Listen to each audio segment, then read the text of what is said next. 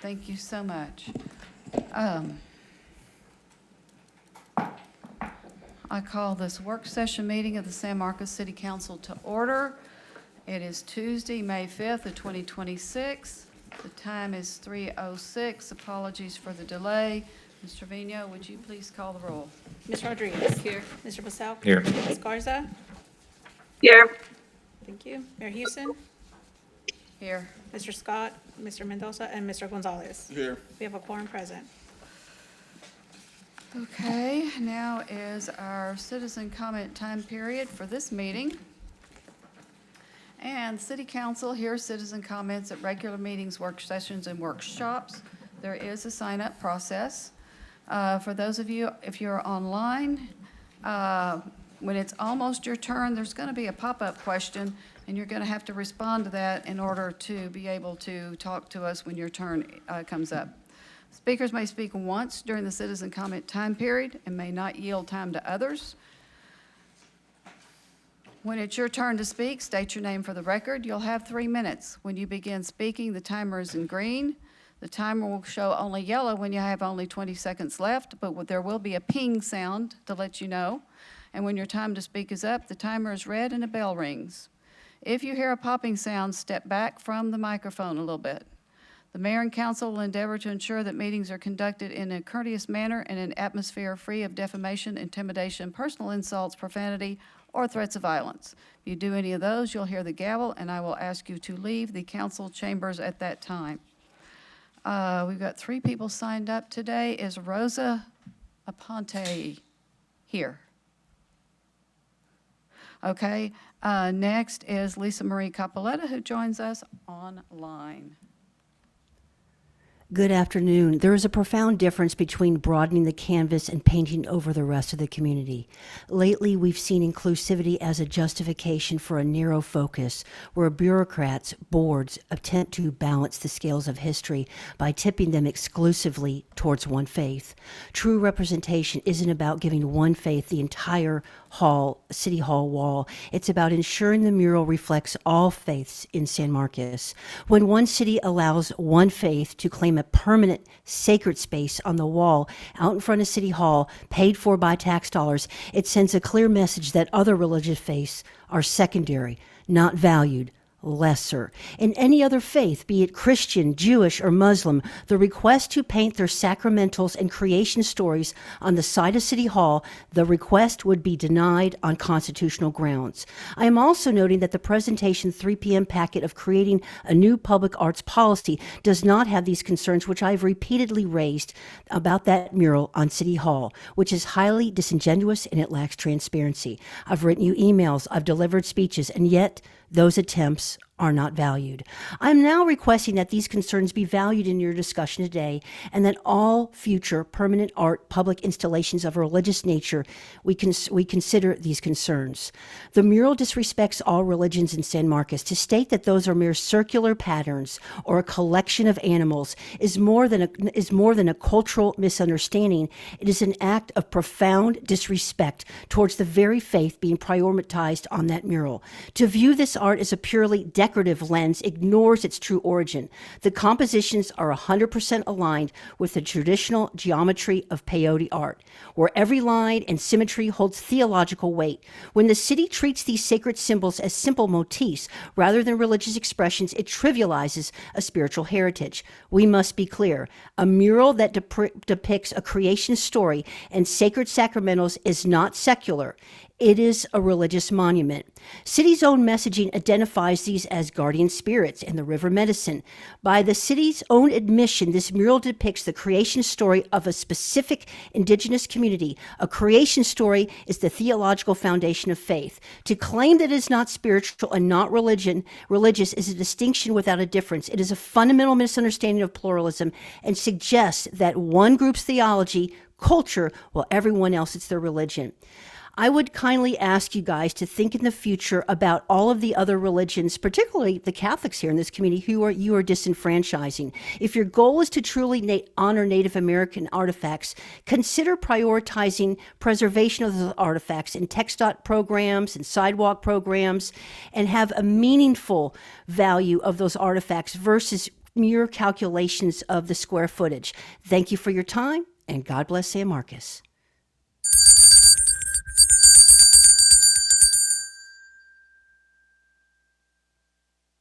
Our next speaker is Virginia Parker.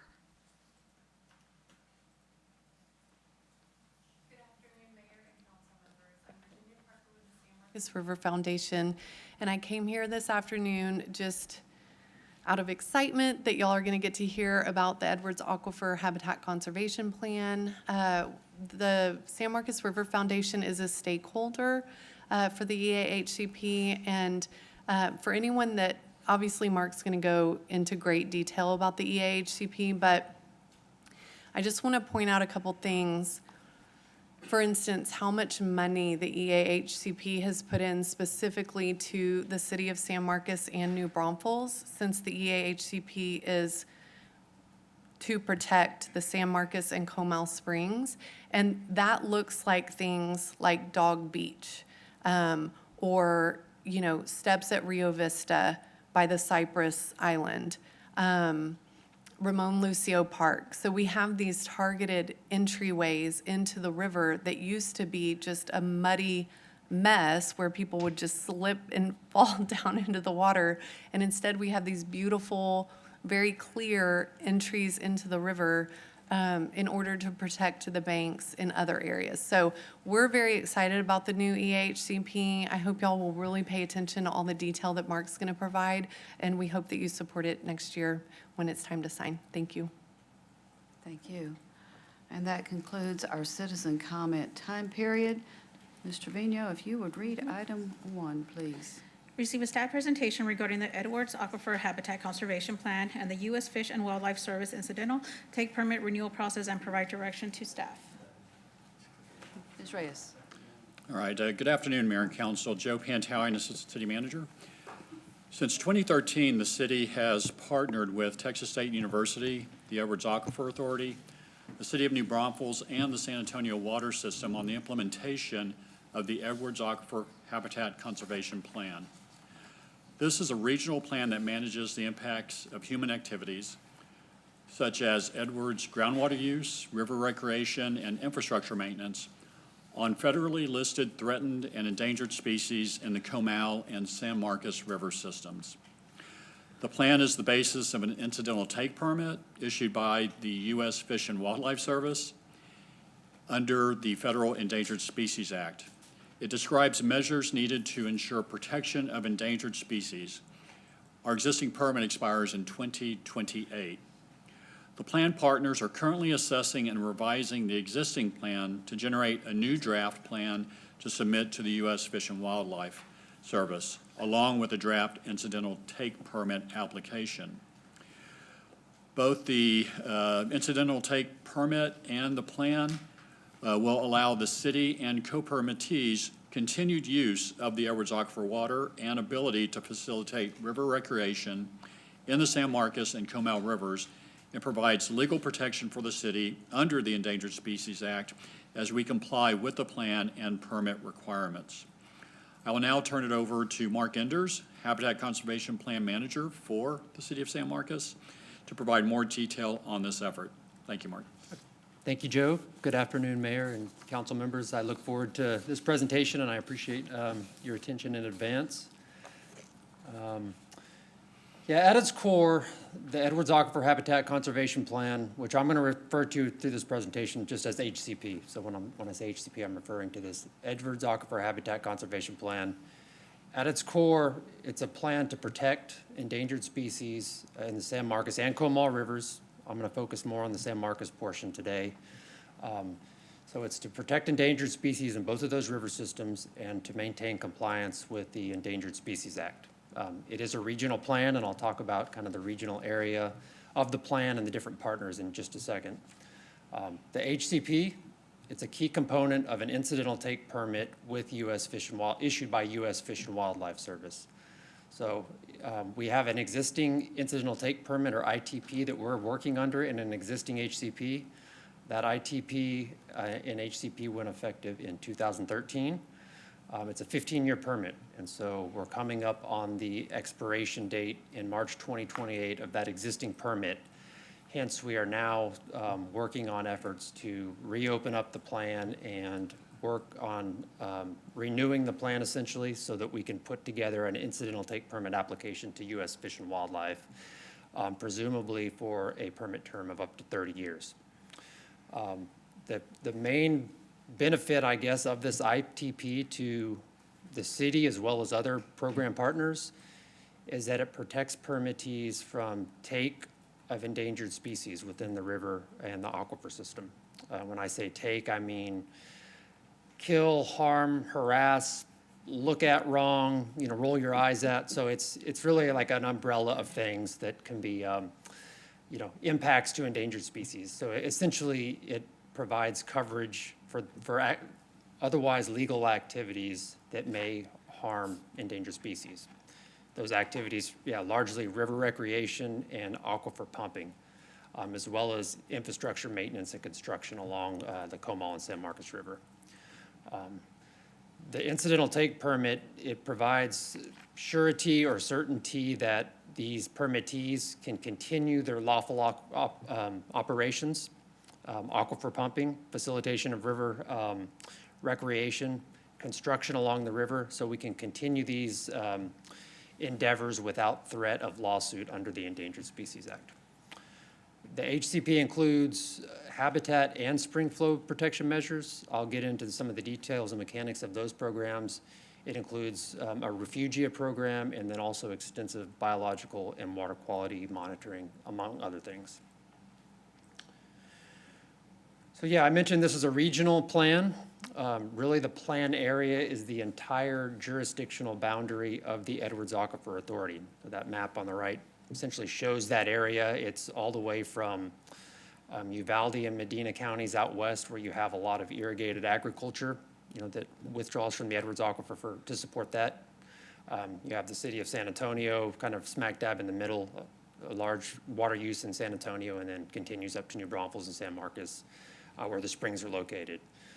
The program partners, the Edwards Aquifer Authority, they're the regulatory agency that regulates groundwater withdrawals over this entire region from the Edwards Aquifer. San Antonio Water Systems is by far the largest user of the Edwards Aquifer. They have permitted rights through the Edwards Aquifer for about half of the allowable permitted rights from the aquifer. City of San Marcos, City of New Braunfels, and Texas State University are smaller aquifer users, so we do use the Edwards Aquifer for at least a portion of our water supply. And then we also have kind of the maintenance of the San Marcos and Comal Springs ecosystems kind of under our purview. So these are really the partners that are have been implementing this plan for the last 13 years, and presumably it would be the same group that moves forward with this next HCP. As far as kind of governing of the implementation of the HCP, each one of these permittees right now has one representative on what's called the implementing committee, and that is basically the governing body of this plan that makes the decisions about implementation and this permit renewal. And I currently serve as the implementing committee representing the city. So why do we need this permit, an incidental take permit? I covered this a little bit, but just to go into a little bit more detail.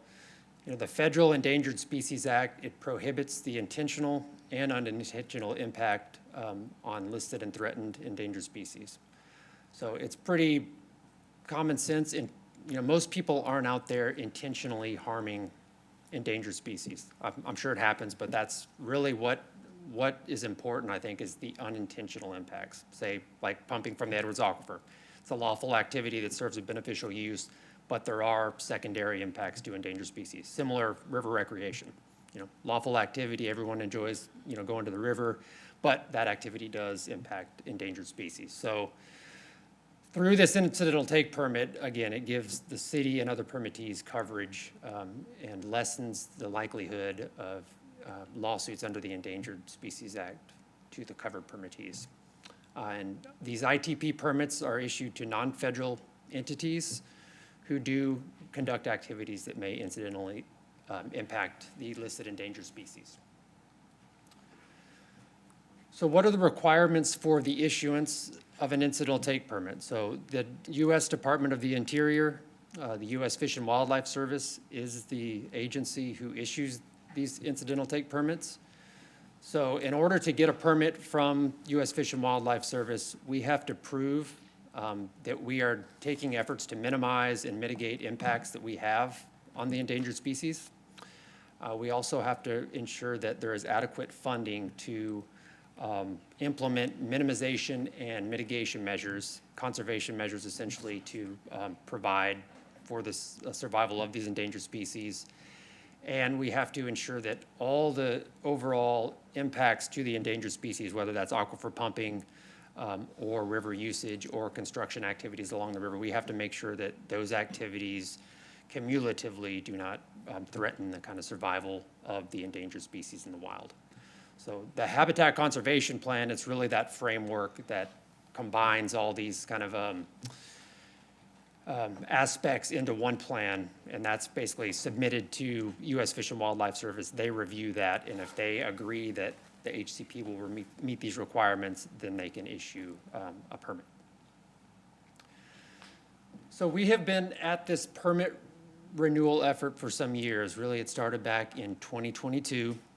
The Edwards Aquifer Authority and their consultant, ICF, who is involved in a lot of HCPs across the nation, they have been leading the effort on this HCP renewal.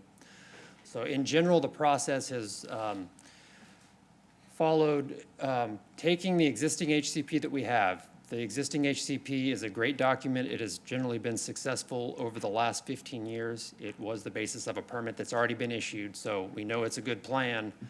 The process has generally been to look at each aspect of the existing HCP, figure out where we may need to make modifications, and basically adapting that document, and we're going to use that revised document basically to use as part of a Fish and Wildlife Service ITP application. A couple milestones on here are that we're trying to submit a first draft of this plan to U.S. Fish and Wildlife Service for a cursory review this summer. And then it will be ultimately late 2027 when we will be looking for an approval from City Council on this plan to submit a final application to U.S. Fish and Wildlife Service. So there's a couple proposed covered activities that we are looking for coverage under the Endangered Species Act and under this ITP, this incidental take permit. Recreational use of the San Marcos River. Certainly the amount of folks that we have in the river through our river parks, it definitely has an impact on the endangered species and their habitat. Permitted use of the Edwards Aquifer. So there's a lot of use out of the Edwards Aquifer, and the usage of the Edwards Aquifer, especially during times of drought, it basically has an impact on how much water is discharging from the San Marcos and Comal Springs. So that's a very important consideration. Infrastructure maintenance repair, we want to make sure that any infrastructure or repair construction projects that we want to do along the river over the next 30 years is covered under this permit, as well as the implementation of all the different restoration measures which have temporary impacts on the species.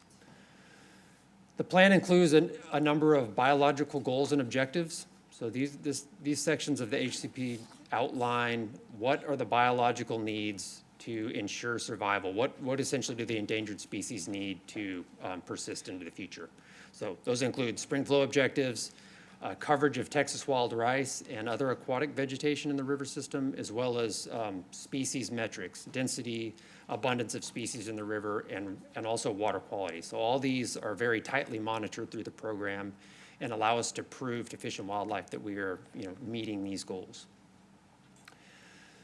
So I apologize for the small print here. I wanted to take an excerpt directly from the document, but the spring flow objectives on this new HCP, or this renewed HCP, are not much different than the existing HCP that we're working under. Basically, it stipulates an objective to maintain San Marcos spring flow at a level of greater than 60 cubic feet per second for 11 months of the year, and striving not to fall below 45 cubic feet per second for longer than 1 month. Just for reference, average spring flow from the San Marcos Springs is about 175 CFS, cubic feet per second.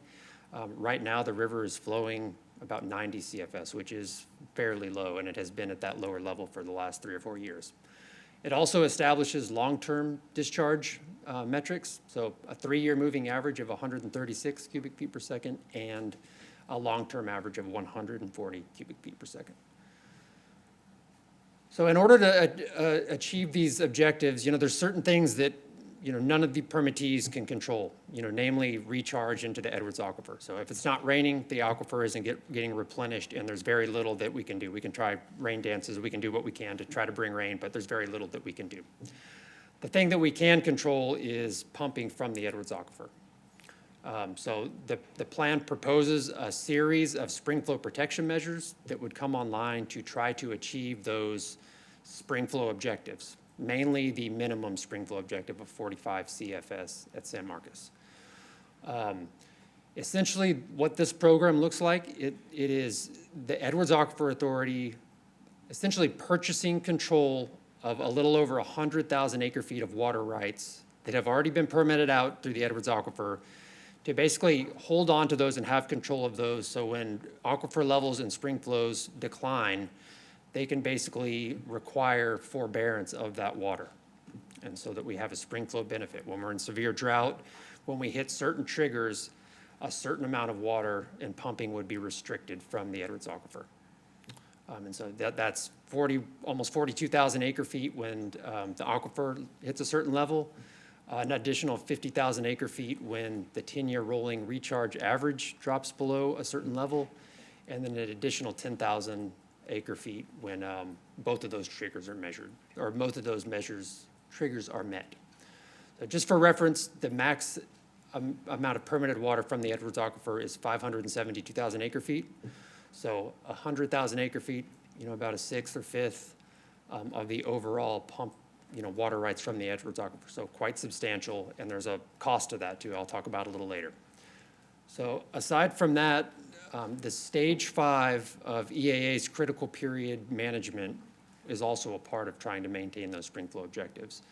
So I would imagine folks are somewhat familiar with EAA's staged water restrictions, and if not, I have a slide in just a second, but it would basically require, during times of drought, when spring flow is decreased and aquifer levels are low, that permitted users cut back their pumping of the aquifer by up to 44%. And that applies to all the permitted users across the Edwards region, including the city of San Marcos.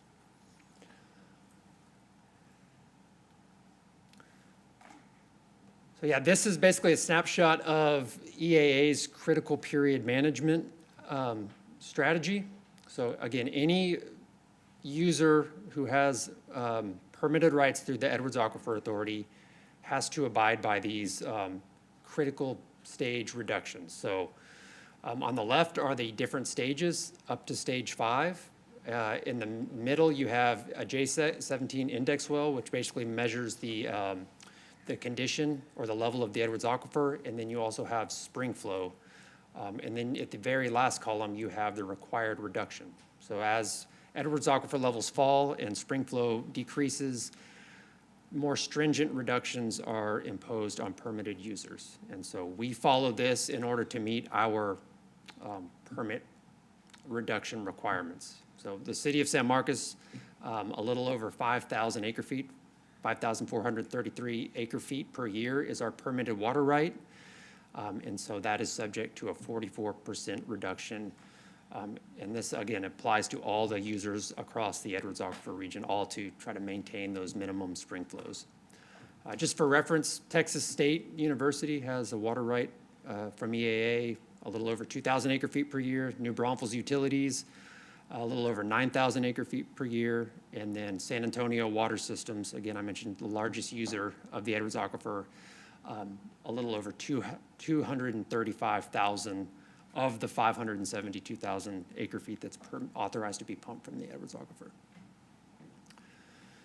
So I just wanted to drive home a point here on one of the main benefits of this program. I mentioned this here shows the city's population and water use and water supply projections that we use for our water planning over the next 50 years. It includes all of our water supplies. I believe Tyler had showed you this. I think it was last year he last presented on this. But basically that blue line shows our firm yield from the Edwards Aquifer. So we have a little over 5,000 permitted water rights from the Edwards Aquifer, but we can only count on 44% of those. And that's what we use for water planning. We don't want to use that full 5,400 acre feet because it is subject to cutbacks. So we call what's the firm yield is what we can count on and rely on even during the most stringent droughts.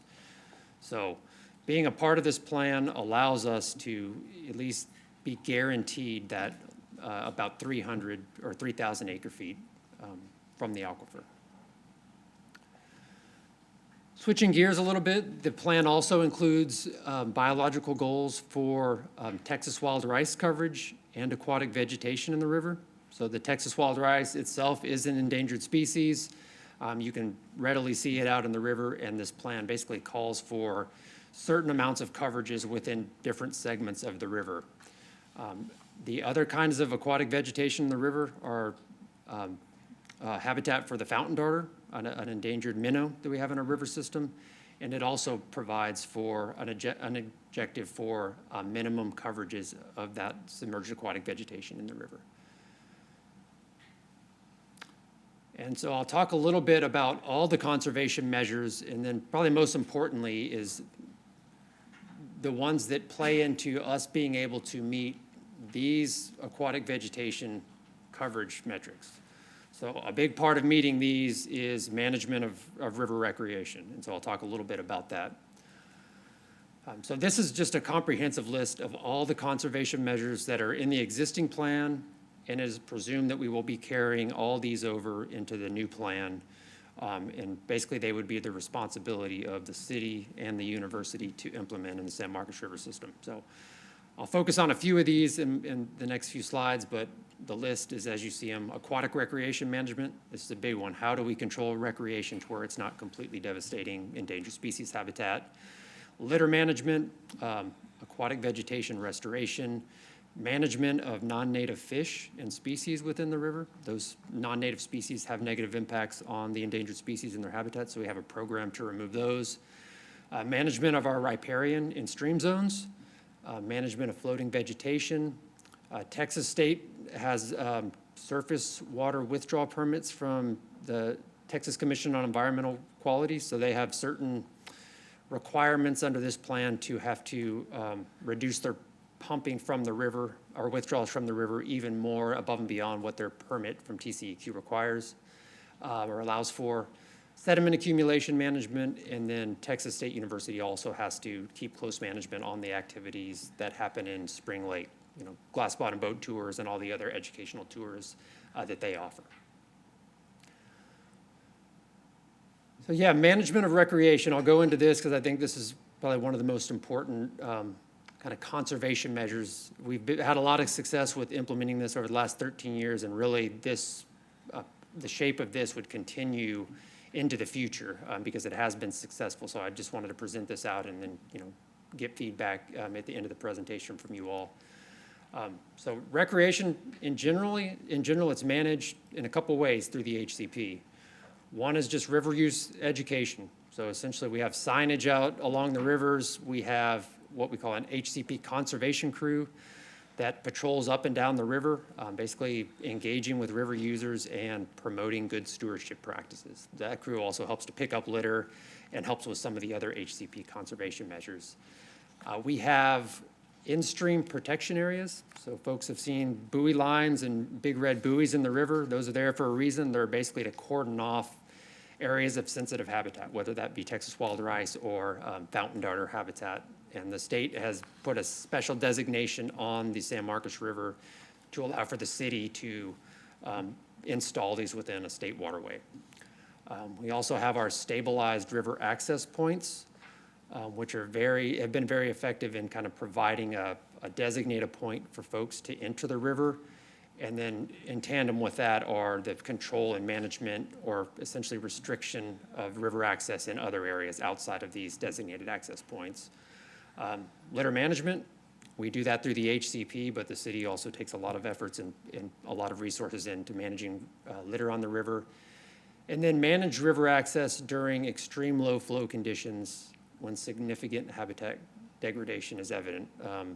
This is a new discussion as part of this renewed HCP, and this is basically saying that when we get to extreme low flows, below 60 CFS and down to that minimum flow objective of 45 CFS, so if flows are very low and it's demonstrated that habitat is getting hammered in certain areas, we would have to open up a conversation about how we can control access through some of our city parks. I've kept this section real general in that it would be done through some kind of controlled access like is being done at Rio Vista Park. And so that could be expanded as needed. Here's a picture of the stabilized access point at Dog Beach. The HCP funded these initially, and then we have fencing in between those that kind of guide people to those stabilized access points.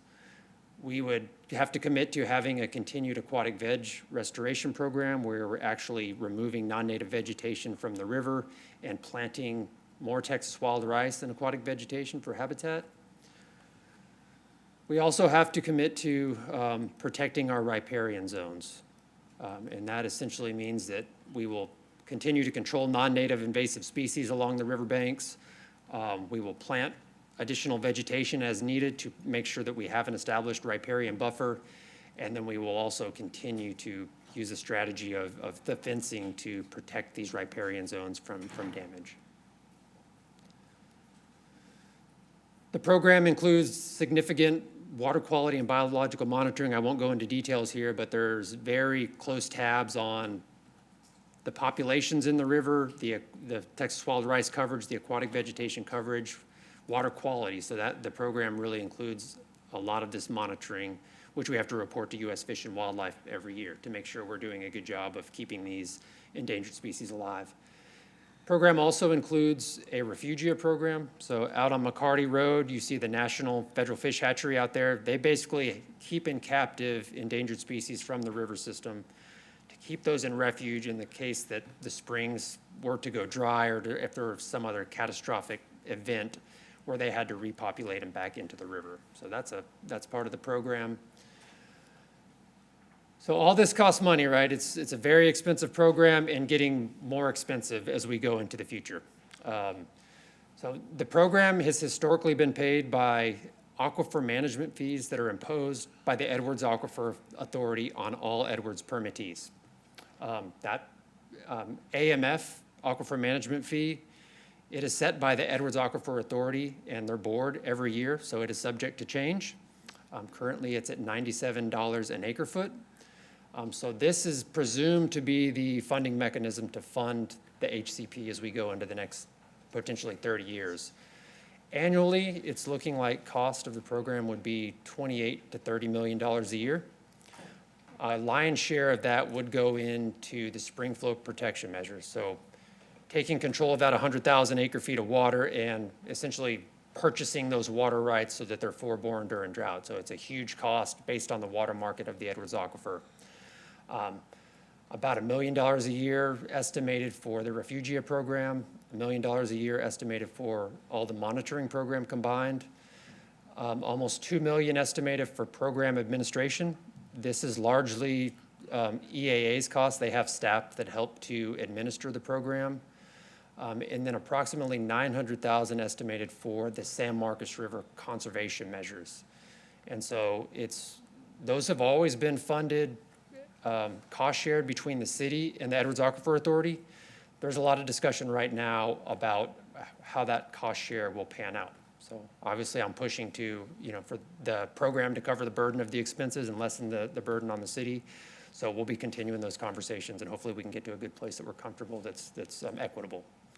So I mentioned the current aquifer management fee, $97 an acre foot. Our permitted water right, 5,433 acre feet times 97. So our bill this year, essentially a little over $500,000. To cover these expanded costs for the next 30 years, I would anticipate that is going to continue to go up. And that is not just for us, that would apply to all permitted aquifer users. So next steps, I mentioned earlier, we are trying to have a draft HCP document to U.S. Fish and Wildlife by mid to late summer. And so this is not a formal review. It's basically a cursory review from U.S. Fish and Wildlife where they can come back with any comments they might have so that we have time to address them. Pending the comments we get back from U.S. Fish and Wildlife, we may need to revisit some of these measures or revise certain things that I just presented on. And at that time, I would basically try to get this back in front of you all to get your input if it requires a substantial change. Then in December, at the end of this year, we'd submit a second draft to U.S. Fish and Wildlife. That would kick off a NEPA review, which is basically ensuring that the permit decision made by the U.S. Fish and Wildlife doesn't have other environmental consequences across the region. And then we would hopefully be coming in October 2027 to get a final blessing from the city council, a resolution from city council to approve the HCP and submittal of that incidental take permit application to U.S. Fish and Wildlife Service. So once we submit that to U.S. Fish and Wildlife Service, they basically have to do a public draft or public comment period to solicit feedback at that point. And then shooting for a target of March of 2028 to get a new permit in line. That's all I had. I appreciate y'all's time. Any questions or input or direction for me? So over a time period of, looks like 6 years, what do you think the cost is just to do the research on this, just to get us to this point? Like, how many millions of dollars? I don't have that in front of me. It's mainly been through Edwards Aquifer Authority, Yeah. through consultant costs. A lot of it has been permittees, staff time. So it's not necessarily tracked and accounted for, but all the permittees are putting in a lot of consideration. I would say part of it has been funded through a grant that EAA got through U.S. Fish and Wildlife. That was $1 million grant. I think they're putting another $1 million in, so roughly $2 million to go through this renewal process. That's why we're seeking a longer permit term, so we're not having to do this again in 15 years.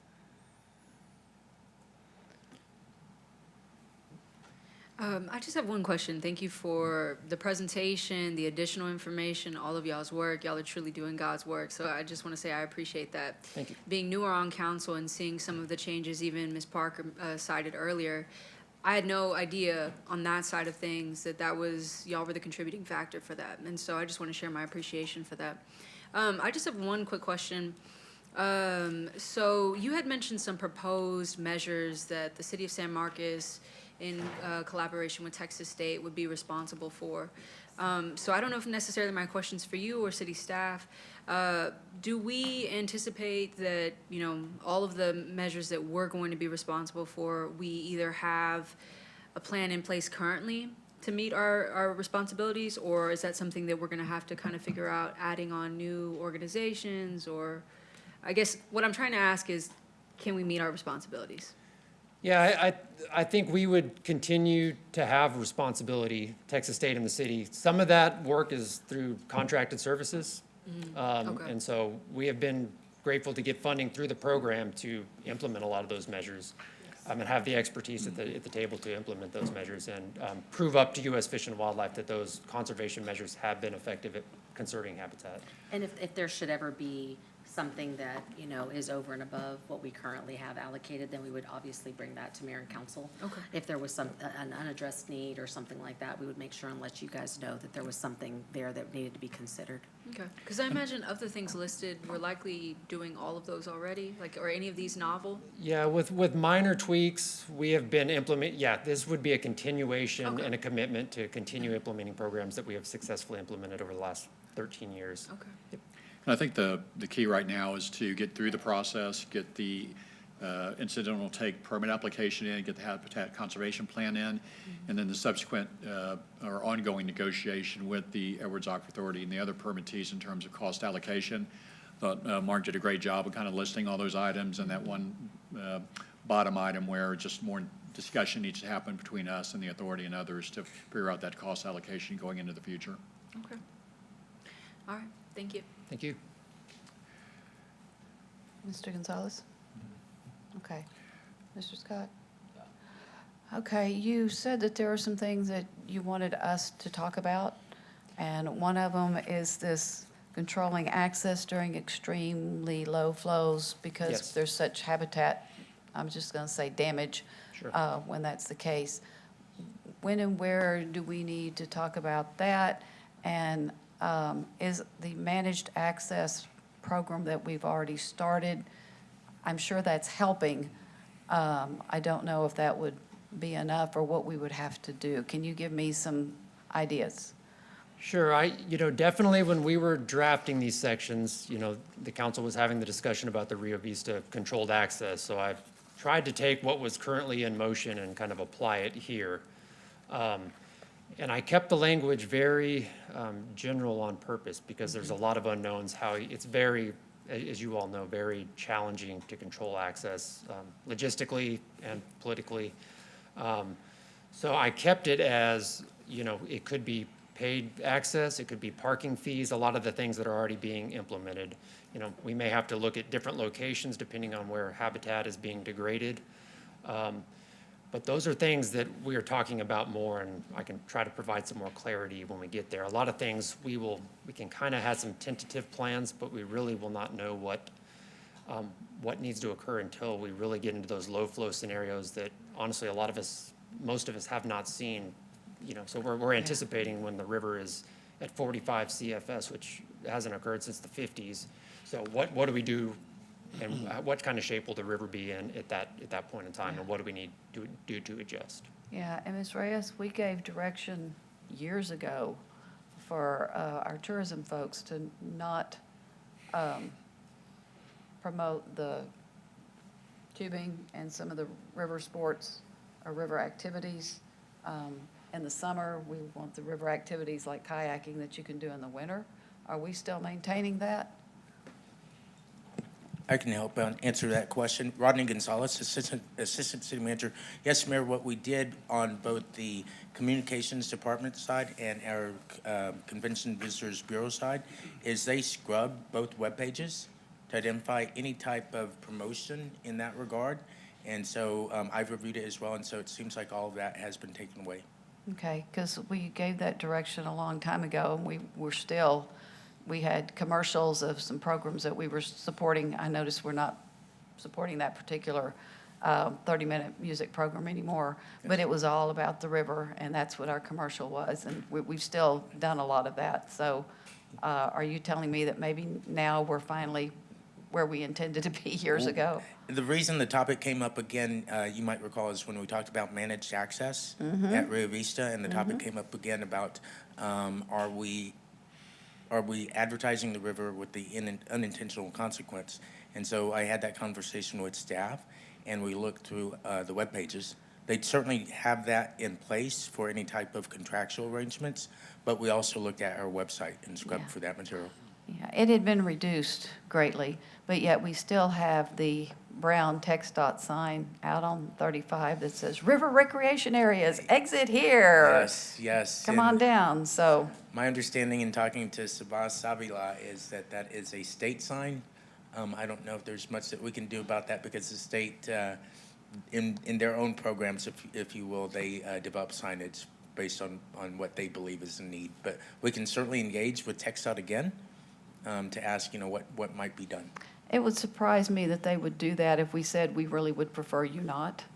So maybe that conversation would be a good conversation to have. I agree. Mayor, can you give some background on that direction, and like when that happened and the rationale?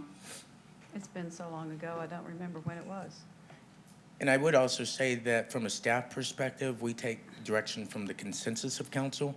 Now, we recognize, of course, that was a previous discussion had multiple years ago, but from a staff perspective, we take direction from a consensus of council. Right. And I believe that's what the mayor was speaking to. And it was. Right, so how do y'all keep track of when that consensus was given and all of that?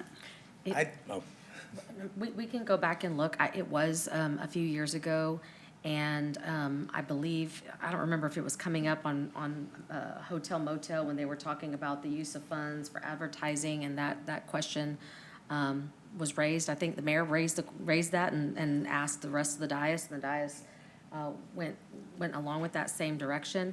It is a challenge, obviously, for us because we do have the river as the heart of our community, and so it's hard to kind of hide that, but it's really about just not trying to promote the tourist aspect of it because we want to protect. And so I think what the direction was trying to do more of protect versus promote kind of a mentality when it comes to the river. And so that was the conversation, but we can definitely go back and look and see exactly what meeting that was and send that as follow-up to mayor and council. Yeah, I think might be beneficial if we taught, like, agendized it and have had like a conversation about it, just given all the water convos that are happening across the county, just so that we all know we're on the same page and we're able to articulate the rationale and the history, like, to our constituents. Yeah, I think that might be helpful. And just also as like a refresher to everybody, like Yeah, thanks for bringing that up. That'd be really helpful. I'd like to look into that as well. I think it was a combination of a similar conversation, maybe even when we were talking about HCP, about, the damage to the river with, people getting in and out everywhere, which is not the case so much anymore. And then that plus the fact that we were hearing from people in San Marcos saying, I can't even go anymore because there's a lot of people there and it wasn't San Marcos people. And so it had to do with, I think, maybe both of those were on the same agenda once, and we just said, well, it's not that we can hide it. I'm not trying to hide it, but not promote it either. So, yeah, we'll look up the agenda when that was discussed. We'll find that. We'll send that to mayor and council. And then what I'm hearing is y'all want to agendize that as a future topic for conversation? Is that? I consensus? would want Yeah. to. I would. Mayor, would this be a time, and perhaps back when we did the butter sticks and took care of dog park, as far as when we started doing the access? No, that's before me. You were on. I wasn't then. Yeah. I vaguely remember having some sort of conversation when we were talking about can ban and stuff like that and litter. But yeah, again, I think it would just be helpful if we just got that research done and get, y'all just provide us with the concrete answer instead of trying to go down our memory files. We can definitely do that, and then we'll agendize that for a future meeting. I heard Yeah. Yes. Lorenzo. No. Yeah, it's just always, to me, it's always something that comes up, and knowing why we react to certain situations, saying, hey, well, we want to pull back because something bad happened. It's like, I almost want to look forward and just expect, like, okay, people are going to love this thing. How do we love it together and just get in front of it? We're not trying to promote, Disneyland down the river, but, how do we fix this finally? That would be awesome. Yeah, it wasn't any one incident or anything that happened, but it was a culmination of we're hearing this, and finally it just all, hit at the same time. My other question is about the fences. We had, I'm going to call them ugly fences for a long time. Are those still in place, or did we get them replaced with something more attractive? I think There's- it's all still there. They're still there. Yeah, those same fences that have been up at least 10 years have stayed in place. They're Yeah. in And it wasn't a fairly request to decent take them down, it was just Yeah. that they were not, they looked like maybe they were intended to be temporary, and they kind of worked for us, and so they've been left there.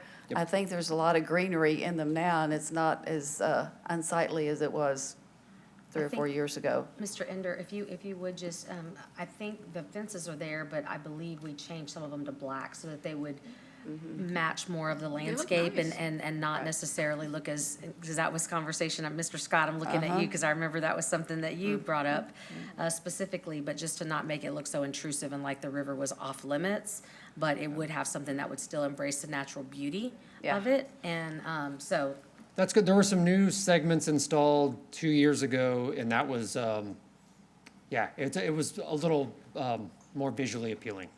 But a lot of what is out there, a majority of what is out there is fencing that's been in place since, at least for the last 10 years, I know. But certainly discussions can be had over the future about how to replace that fence. It's susceptible to damage. And, if it does start falling apart, how do we replace that? What does it look like? And those conversations can be certainly had. Okay, for the fence that we had the new segments a couple of years ago, Do we pay for that? No, no, that was paid for through the HCP HCP program. does pay Yes, for ma'am. that. Yeah, and that Okay. was a small section at Plaza Park and a section at Ramon Lucio Park. Okay. All righty, yeah, those were all my only questions. Anybody else? We thank you for the work that you're doing and everyone who's helping you, and we will look forward to the next stage. My pleasure. Thank you. Thank you, sir. Thank you. Ms. Trevino, item 2. Receive a staff presentation on the city's water and wastewater impact fees. Good afternoon, Mayor and Council.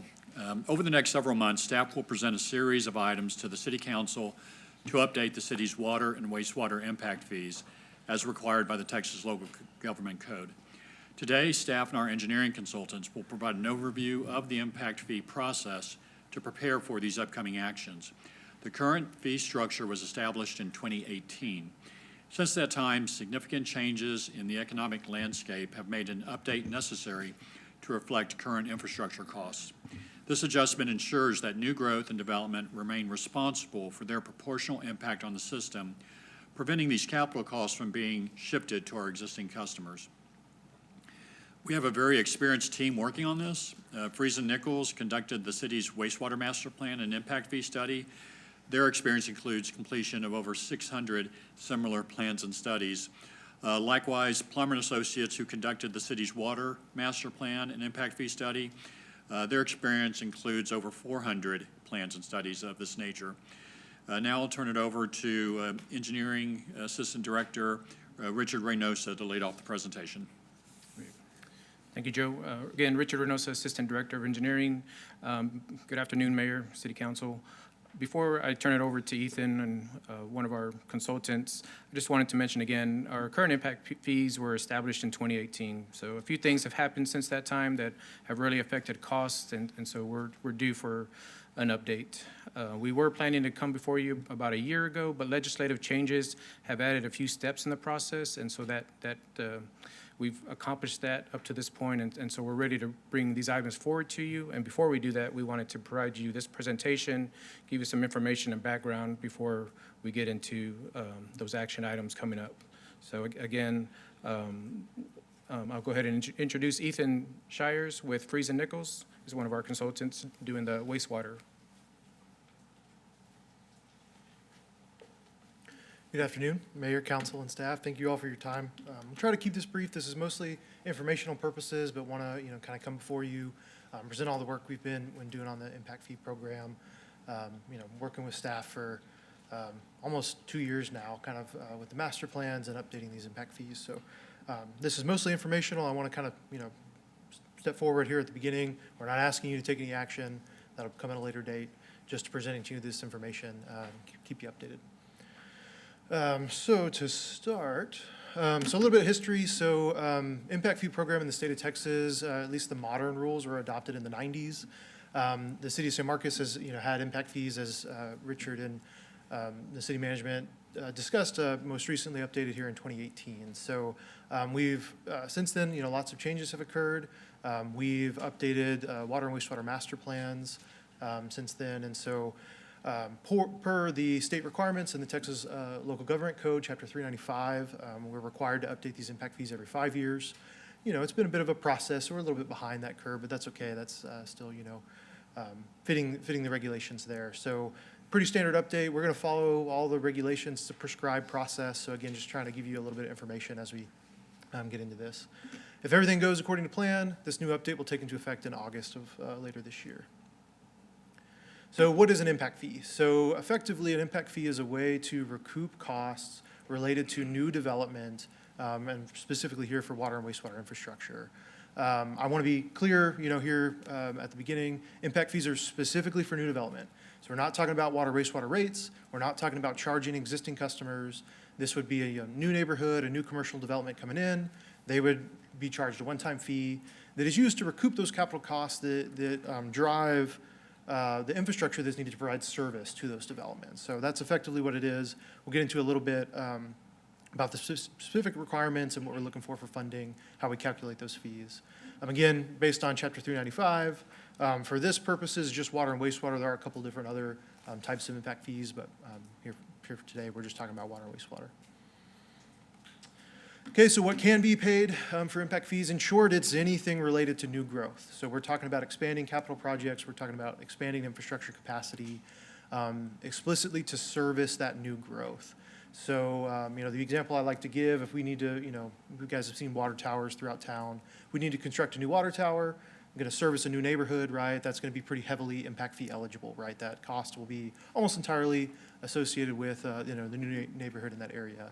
Conversely, if we need to upgrade our wastewater treatment plant, right, and replace filters or do things from a maintenance standpoint, that is not eligible, right? That's just to, keep our infrastructure up to date, keep it running to service our existing customers. So that's the gist of it. There's some other additional details there, but again, primarily focused on new development, ways to recoup costs to help expand that infrastructure for growth. Okay, so what is your role, right? So as council, you guys are kind of in charge of all of this. We're not expecting you to be the experts, right? That's what we're here for. That's what staff is for. But we're here to present this information to you and ultimately make a decision. What the impact fee program entails is a couple of things. So first and foremost, it's the land use assumptions. So we're going to go and project future development over this 10-year window. So we update every 5 years, right? We project every 10 years, so you can kind of see the cycle going on there. That includes, development that we're anticipating, as well as service areas. Where can impact fees be charged? We're also going to identify capital improvement plans, a CIP. So what projects are eligible for impact fee reimbursement? Where can we spend those funds once we've gained them? And then ultimately, the purpose of this study is to identify what is called the maximum allowable impact fee. So per the state regulations, that's just the maximum that we can charge. You guys have the ability to set the assessed fee up to that maximum. It can be less. We always encourage cities to go up to the maximum, because if we don't, and we don't charge that maximum assessed fee, either that means we have less money to go around to construct projects, or if we need to build those projects, it has to come out of our water and sewer rates, right? So there's a conversation to be had there about where we assess that fee. But again, the study is just simply adopting the maximum allowable. And that'll be, at the later date when we come back to y'all. So lots of text on this slide, kind of the full-scale process here. But just kind of hitting the major items. So we talked about land use assumptions, we talked about the CIP, capital improvement plans. We do a lot of impact fee calculations. That's really what we're here for. So again, kind of determining that elevated storage tank example, how much of that is actually eligible, what is utilized to serve existing customers versus future customers. We come up with what's called utilization calculations. Do a lot of financial calculations as well. That includes debt servicing rights. So if you're going to issue bonds, how much of that debt service is eligible? How do we package those bonds together? So we go through and do all those calculations to come up with that fee. And then ultimately, it's stakeholder meetings and a public hearing. So, we're kind of right here in that blue section there at the bottom, getting towards the green section. All of our analysis and calculations are done. We've provided our final reports. Those are publicly available if you guys want some light reading. There's only about 100 pages.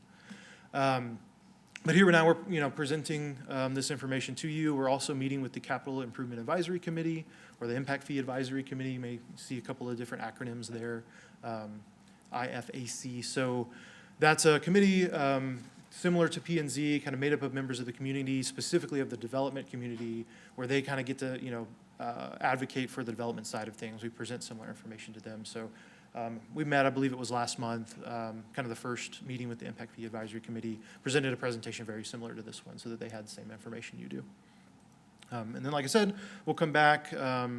Is it July that we're tentatively scheduled for public hearing, right, Richard? Yeah, so we'll come back in a couple of months and have a public hearing on this and go through the formal process for adoption. Okay, so just giving you some information on the land use and CIP. We're not actually going to present or focus on the maximum allowable fee here today. That'll be a later date. Just want to give you the background information of kind of how we got here.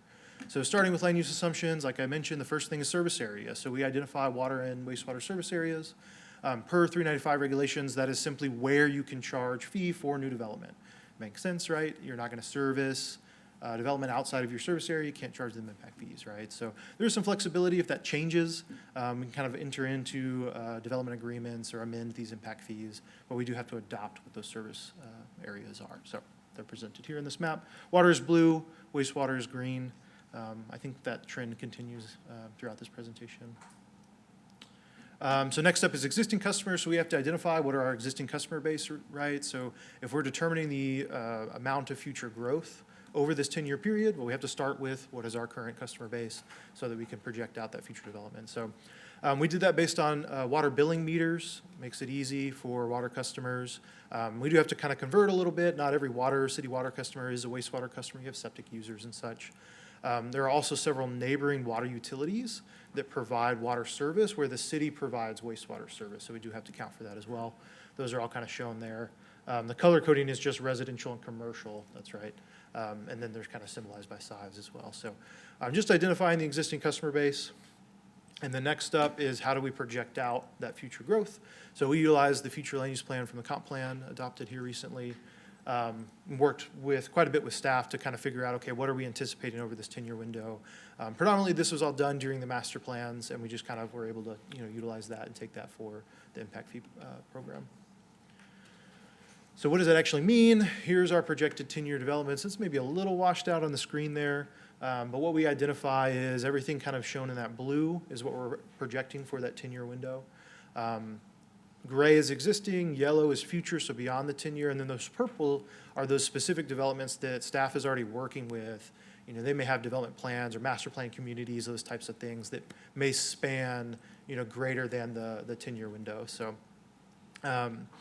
we've got those accounted for as well.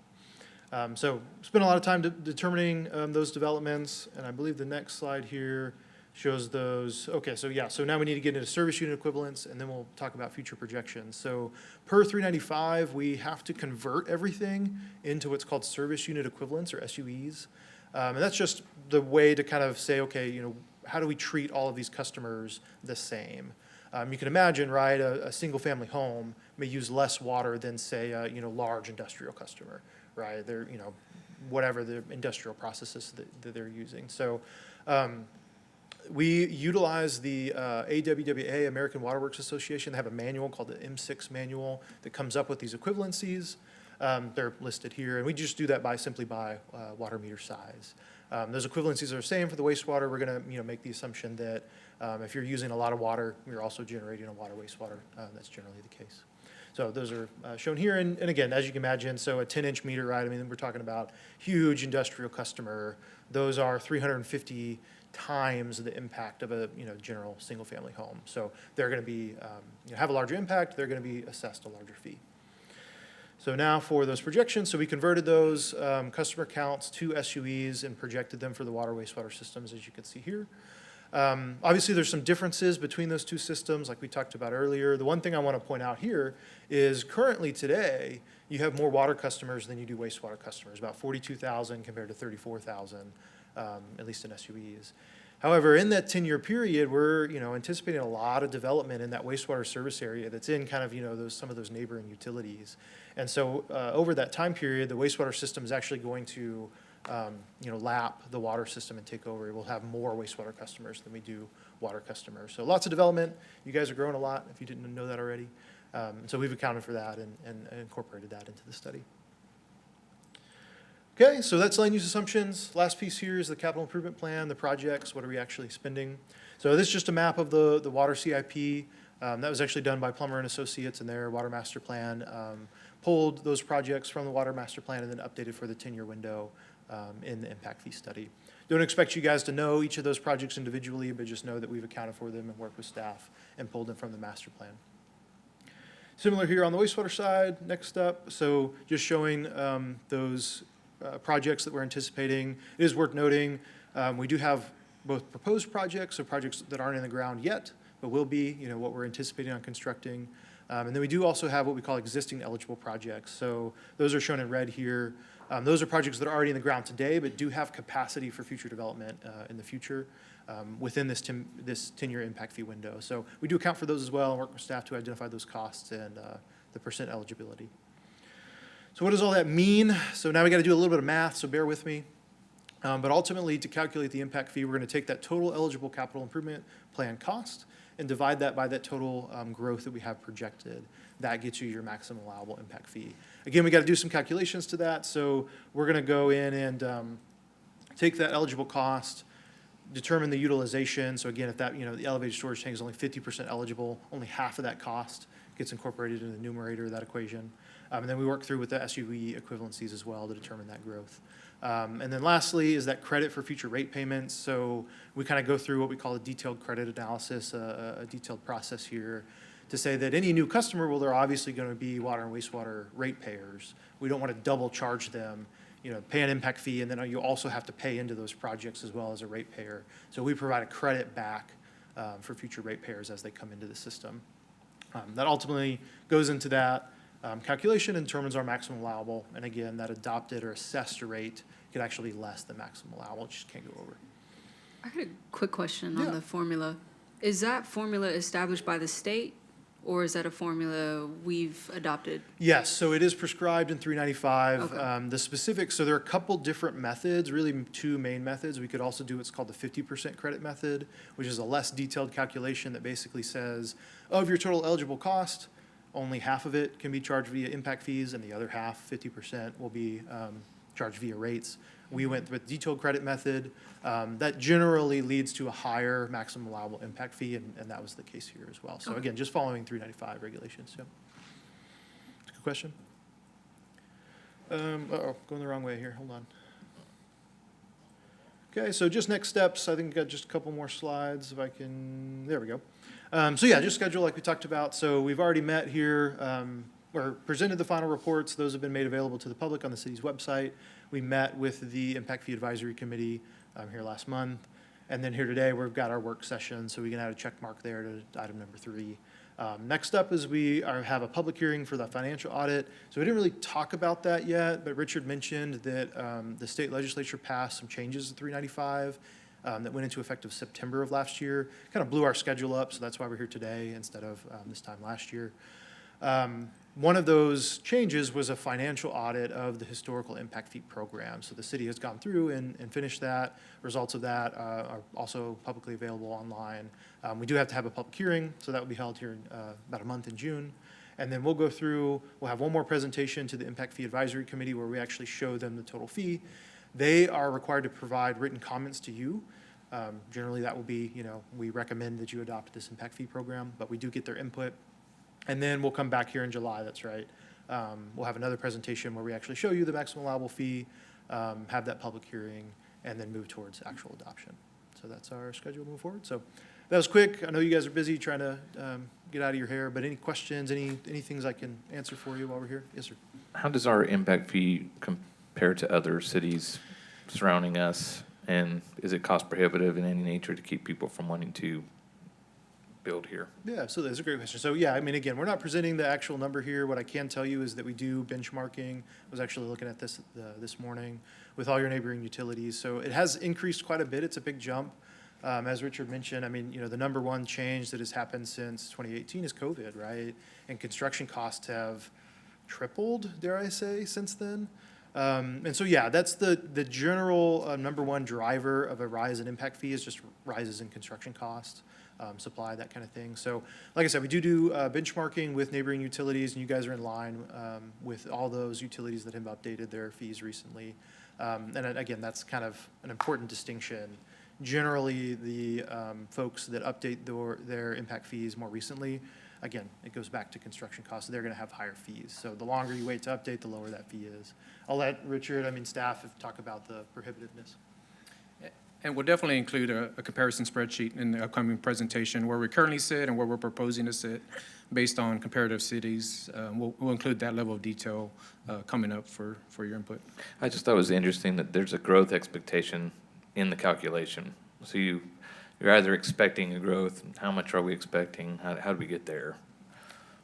A lot of that was fed from the comp plan. So the comp plan Yeah. had a projected of growth throughout the city. Right. And so that's Okay. where we're using. Cool, thank you. Yeah.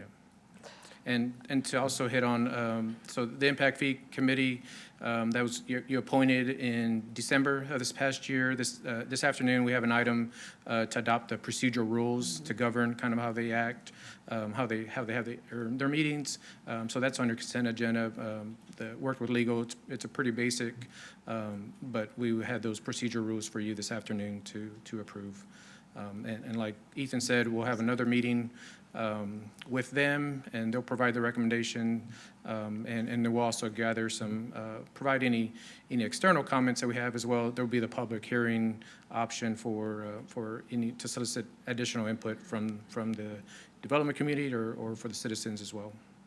On the comparison, showing the fees from other cities, if you'll get the date, or at least the year that that was put into place, Yes. will be helpful. And noting up here, we've got June 2nd, then there's a June without a date. I know you remember that we only have one meeting in June and one in July. Right. The one without a date is for the Impact Fee Committee Okay. meeting, and we haven't established that date, but it'll be held in June. Okey-doke.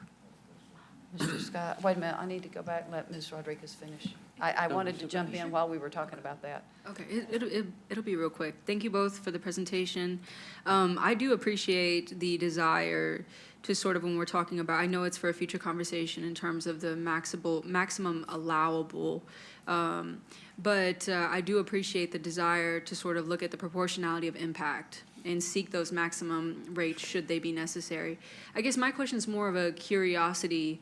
So I guess, you know, when y'all are looking at other cities doing this, do you know of any cities that sort of incentivize like aggressive water reuse programs? So, you know, it's one thing to have somebody reach the maximum allowable impact fee amount, but what if they have a great plan that shows how they're going to reduce that impact? Are there other cities that incentivize things like that? I mean, we can take this input and provide some more responses to that and dive a little bit more into some options. There's also been some consideration on, you know, the magnitude of our impact fee that it may jump to, that there could be a rollout, you know, a phased approach to ramping up to that fee. So we'll definitely take this input and provide you a better response when the upcoming meetings, that we can research a little bit more of that for you. Okay, thank you. And then last question, this, Wait, hold on. You Mr. go ahead. Scott was next. If you'll wait and let me know that you want to speak, then I'll call on you. Mr. Scott. Yeah, I was curious about how does our purple pipe water factor into this? Do people get discounts for it? Is there a separate entity or a separate margin to see what that's doing as far as growth? It's considered a separate utility under this impact fee. It's strictly water and wastewater. So the reuse does factor into our water supply, but as you calculate for this, it doesn't offset the impact fee specifically for water and wastewater. So it's not a factor in those two components. Okay. Thank you.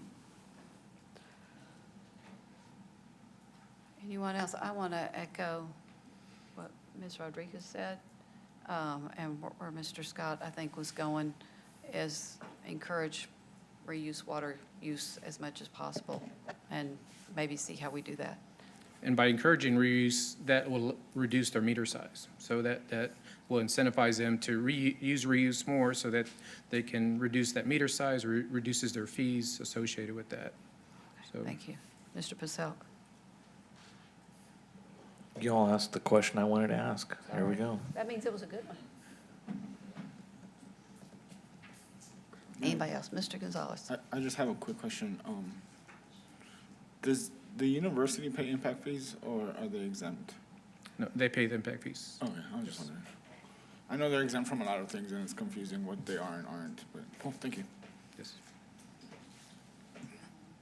Anyone else? If not, we thank y'all very much. We'll stay tuned for the next chapter. Thank you. And Ms. Trevino, if you will read item 3. Hold a discussion regarding the creation of a new public arts policy and provide direction to city manager. All right. Good afternoon, Mayor and Council. Okay. Rodney Gonzalez. I'll tee up this presentation before staff gets into the presentation. I'm just going to provide some history and context regarding today's work session discussion and why we're bringing this item forward. In 2003, the Arts Commission was tasked with developing a public art policy after a 2003 donation highlighted the absence of formal guidelines for accepting public art. The city's existing art in public places policy and procedural guidelines was initially adopted in 2005, and that focused on administrative processes of applications for the placement of permanent or temporary art on city property. Fast forward a few years, a recommendation from the 2022 Arts Master Plan was to update the public art policy due to the expansion of the city's arts program. And to give you a sense of the expansion of the arts program now includes commissioning, acquisition, gifts, loans, solicitation, mural arts, and that includes mural art installed on public facilities and mural art installed on privately owned facilities that we can get into as well. Deaccession and the relocation of permanent or temporary public art. Obviously, staff who leads this process wants to be clear with their understanding of council's policy direction. We, however, now have art that is also procured by city departments. So we want to have conversations about how far you want your policy to extend to all city departments and not just the procurement of art from the arts program as well. So that's the policy information that we're also going to seek. And so today, of course, we have Rebecca Ibarra from Director from Destination Services, and Charlotte Wittigny, our Creative and Marketing Manager. You will see a slide in their presentation, Council, where we tee up key opportunities for council input. One thing we want to recognize, and this is a mea culpa, we could have also included some existing documents, such as the ordinance for arts policy and a roadmap that staff had included. So we view this as like initial feedback discussion. We are more than glad to come back to council after we've distributed that documentation and you've had time to absorb it, to have another feedback opportunity.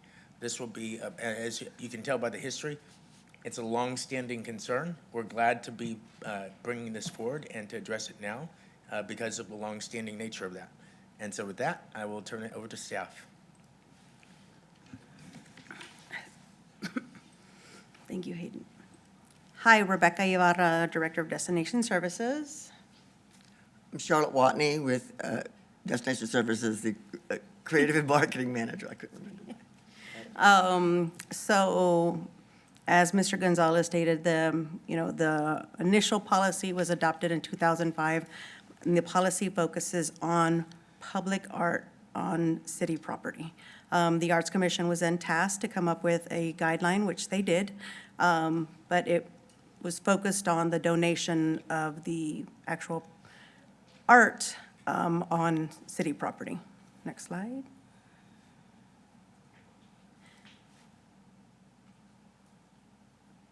Did we go too far? But did we go too far? Yeah, go back. No, there's one more. Back. I mess that up all the time, so one more. Okay. That one, then the next one. Okay.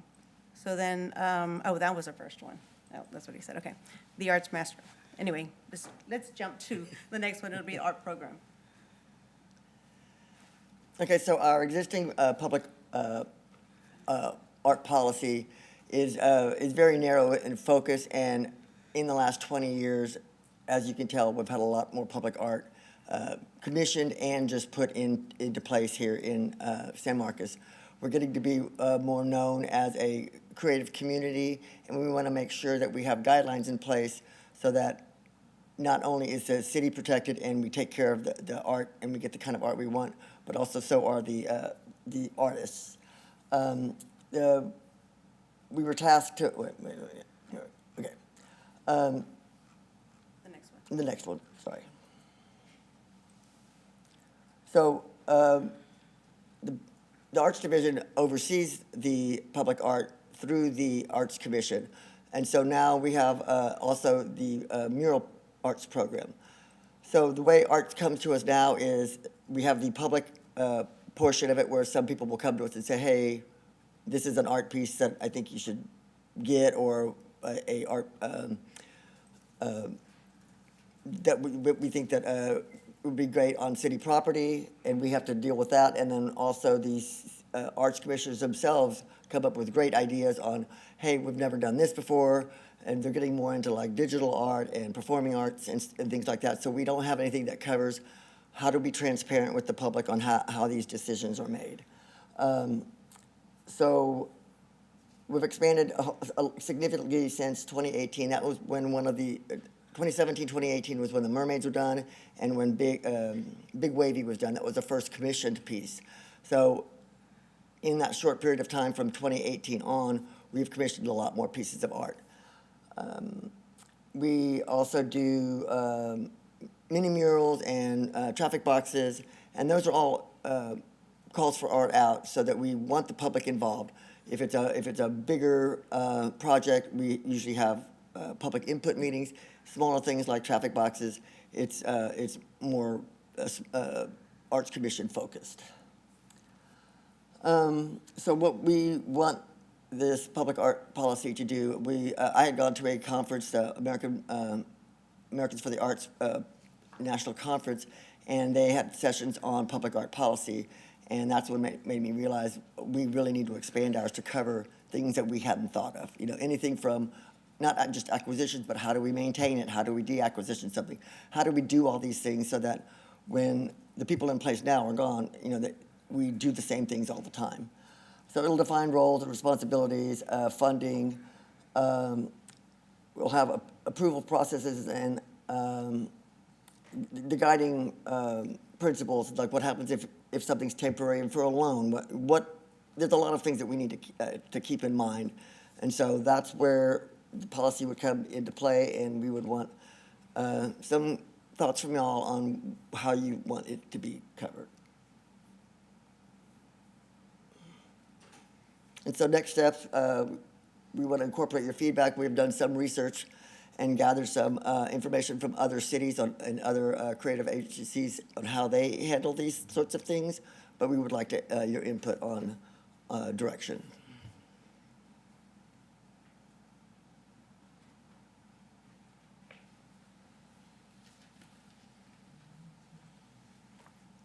Yeah, well, I'll just conclude the next steps. Obviously, as I mentioned, we are open to another feedback session with mayor and council at a later date.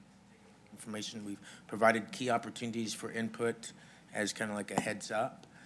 We want to make sure that it's absolutely clear that the final policy comes to council for consideration for adoption. So you will see a document of a policy. It's in everyone's best interest that we get your feedback early into the process, so that way we can incorporate it, and as we work with our Arts Commission as well, that we have shared your feedback with them.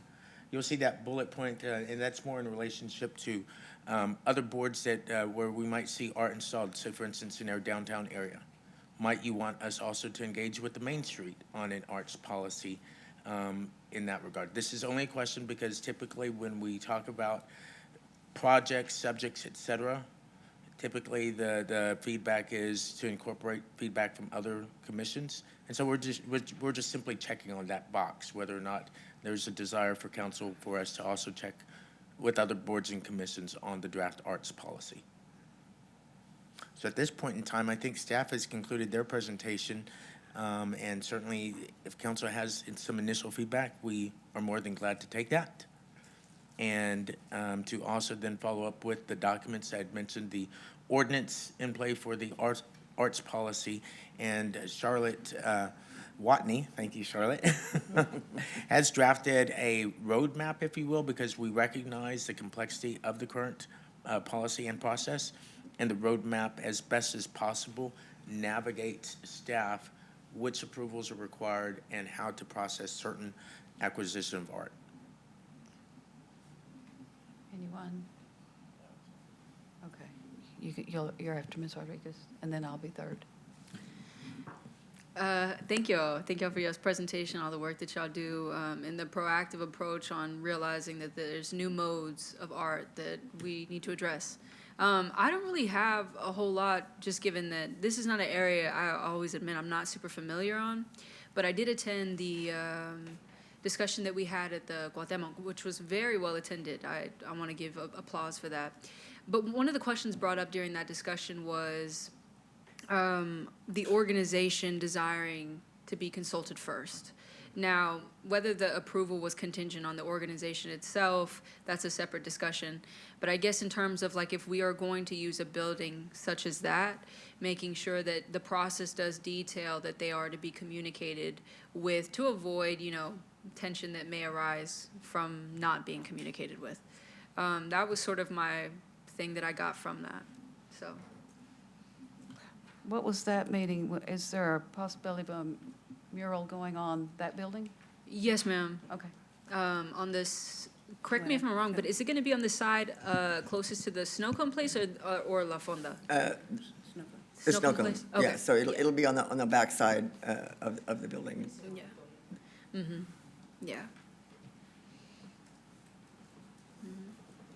Mr. Scott? Yeah, partly that was one of my questions was, how is the public engaged, Is the Arts Commission tethered by anything other than themselves, or? And no, we usually try to have at least one public input meeting, depending on the size and scope of the project. Sometimes there may be two. If it's in a neighborhood, we definitely try to put handbills out and stuff to get those people involved. So yes, unless it's a really small project, if it's a 4-foot mural on the side of a bridge somewhere, then we may not have the public input. But I would think most of the other ones we do, yes. Yes. And if I could offer as clarification, when Charlotte says "we," she's talking about the Destination Services Department. Yes. And one concern is that when other departments procure art, that the policies as we read them don't necessarily apply. And so that's a question that we have for council. How broadly do you want the arts policy to apply? And we also, if other departments are acquiring art, let's say a new fire station's built and they're gonna do a really cool piece on the outside of it, we want to make sure that it goes through the same types of call for art and that we have a standardized payment schedule. We don't want it to be like, oh, well, they said they'd do it for free. We don't want that to happen because we want to be known as a community that values our creatives and give them a living I wage. love that. Yeah. Okay. Ms. Garza, did you have something? I just have a comment. I love that you said that, like, since 2018, the program, the arts, has been expanding, but also that we're, like, gaining a bigger reputation of being a creative community. I think that is so on brand, and it's really cool to see that reflected in the types of call for artwork and other opportunities we give our community to engage in that. So thank you. Yeah, and I think, like Amanda said, like, this isn't my area of expertise, but when you say you're seeking council consensus for feedback to incorporate in a draft policy, I did look just very broadly at different public art policies, and it seems like you guys have all the main, pieces that's necessary to cover. Like, I didn't see any gaps, but I'm looking forward to hearing more. Thank you. Mr. Purcell? Do you have anything? Ms. Rodriguez? There was a question on including other committees. I know the TERS we recently addressed, I forgot what the line item was, that council so graciously approved. But we had expanded the budget to address more art. That was a discussion the TERS has had recently. So when we talk about Main Street, yes, but perhaps even us as a committee, like as a TERS. I don't know if this goes through y'all, that money that we. No, I've been in talks with Josie about it, helping Okay. come up with some ideas that she could present to TERS. But we were also talking about, like, if we put something in parks, we always go to Parks Board first. Right, You know, right. So that sort of thing. So I think we wanted to make sure that, like, let's say Parks Board said, oh, we want to put something in at the park, that they would then come through the parks, through the Arts Commission, so that they understand the whole process of acquiring art, You know, you have to put 10% aside for maintenance, and there's a lot of things that, Sure. people get excited and you go, oh, I'm gonna put this cool piece Yeah. out, so. And I Basically, wanna like if I'm in your hood, I want to make sure you're good. Right, yeah, okay. And okay. I want to recognize Charlotte's partnership with other departments to do just that. And their willingness is great. It's not required in policy, though. And that's a concern, is that we want to make sure that obviously the partnerships are there and that it can be reinforced by policy. Otherwise, you could potentially get a situation where it's not good with the hood Right. and it goes in. Right. And I think I really liked something that you said that I would like to see it codified somewhere, and that is the outreach, the communication with the public. You had mentioned, like a neighborhood, for example, whether it's flyering. I know we put those street signs up sometime about soliciting opinions or inviting people to attend a meeting. So things like that, those outreach methods, would be definitely important to me to make sure that people are good, you know? We adjust that for wherever the neighbor, if it's in a Yeah. neighborhood versus a public area. I know when we did the Dunbar mural, we got the whole team to go door to door and put flyers out, because that's, you have to hit people bunch of different ways. You can't just do it on Exactly. social, so. Exactly. Yeah, I appreciate that. You talking about Miss Ollie's store? Yeah, that was great. Yeah. Okay, Mr. Scott wants to speak, then I'm gonna speak, and then I'll come back to you. Yeah, I was just curious, how do you take care of the tagging when it comes to these art pieces that we do? And the original artist is gone or something, and, you know, We found like the reason the mural program came about to begin with is because it helps mitigate graffiti. Most graffiti artists will not tag. The only time we've had a pretty bad one was on Sesame there, and that was not a tagger. That was during COVID, and it was a disgruntled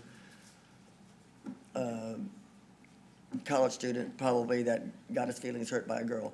And so then once it is marked, then tagging will come in. So we do try to keep on top of it. We work real closely with Amy, and whenever we see, even if it's just a little tag, there was some on the one at the Mark, and we just get with the original artist and pay them to fix it if it's not something we could just remove. so I was wondering. So, are y'all looking at updating the resolution from, the policy from 2005? Because it looks like a good place to start. But that says, that is on city property. What about when it's not on city property? And what I'm thinking about is the beautiful mermaid behind the, it Cafe? used to be Root Cellar Bakery, but now it's got a different name. Yes, that was a co-op where we paid half. That was one of our first murals in 2014.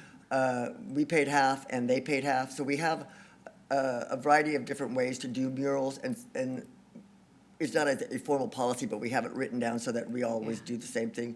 If it's a location, a public location that we know is a really good one, or it gets tagged a lot, we will approach the business owner and say, can we put a mural on there? Or sometimes the business owner will approach us and say, can we do a co-op with you? If it's on a private building, it is required to stay up for at least 5 years. And we have learned we now put that in their deed. So even if they sell the building Deed less than 5 restriction. years, then they would have to pay us back if it's removed.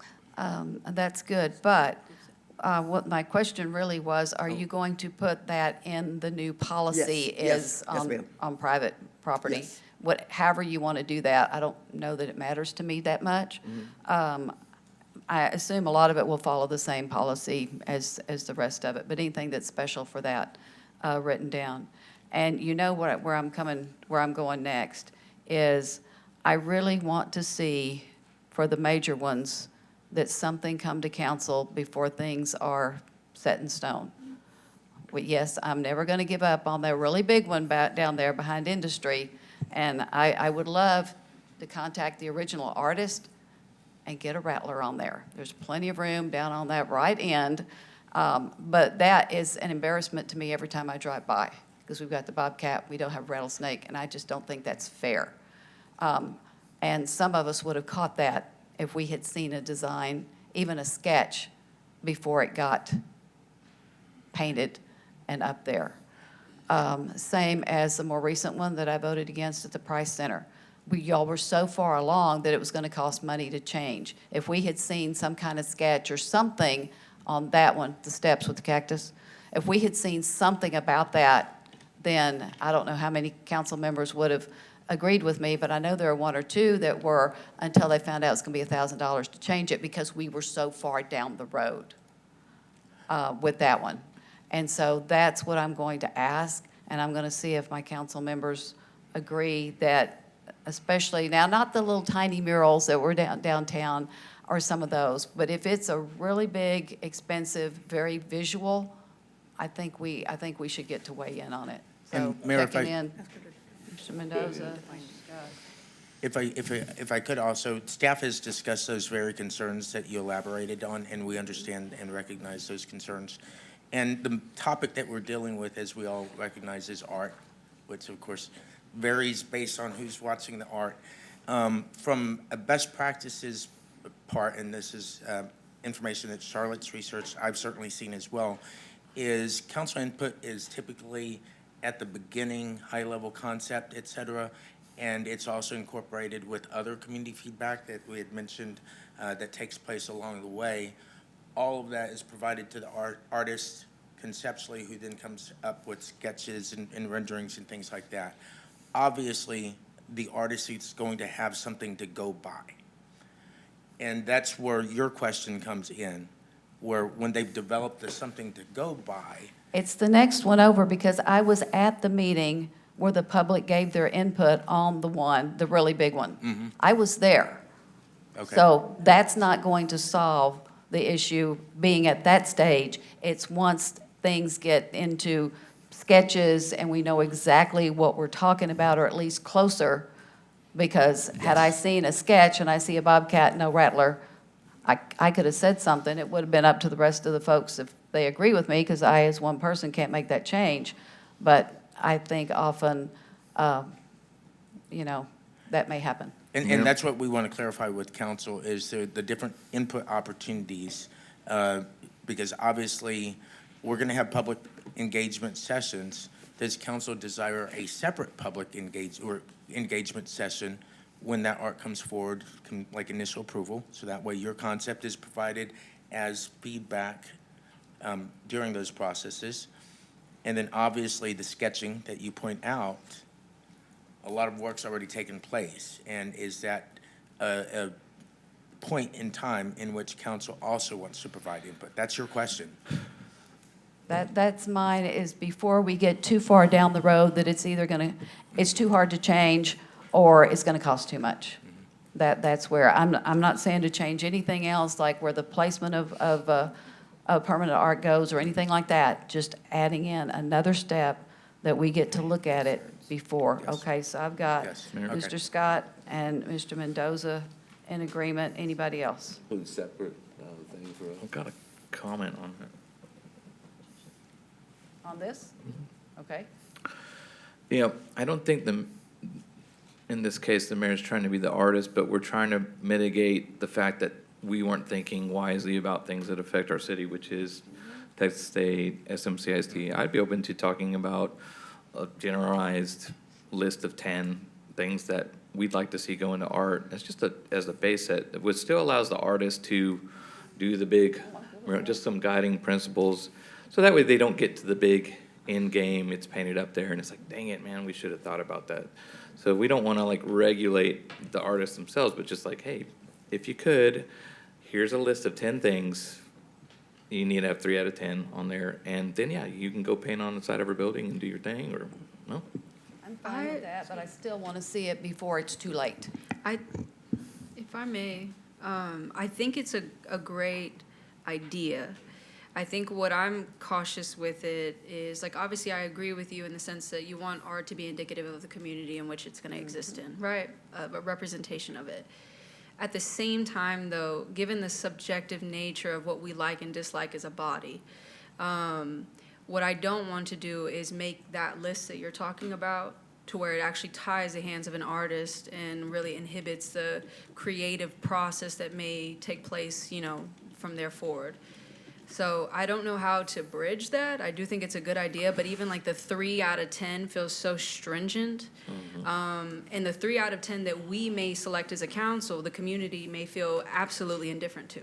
Sure. And so I think art's always going to be subjective. Yeah, I will agree with that So, 100%. Yeah, that would just be like the thing I would want to. Well, it depends on what he's talking about with the 10, with the list of 10. If one of them is incorporate historic elements whenever you can, I'm good with that. It depends on what those 10 things are.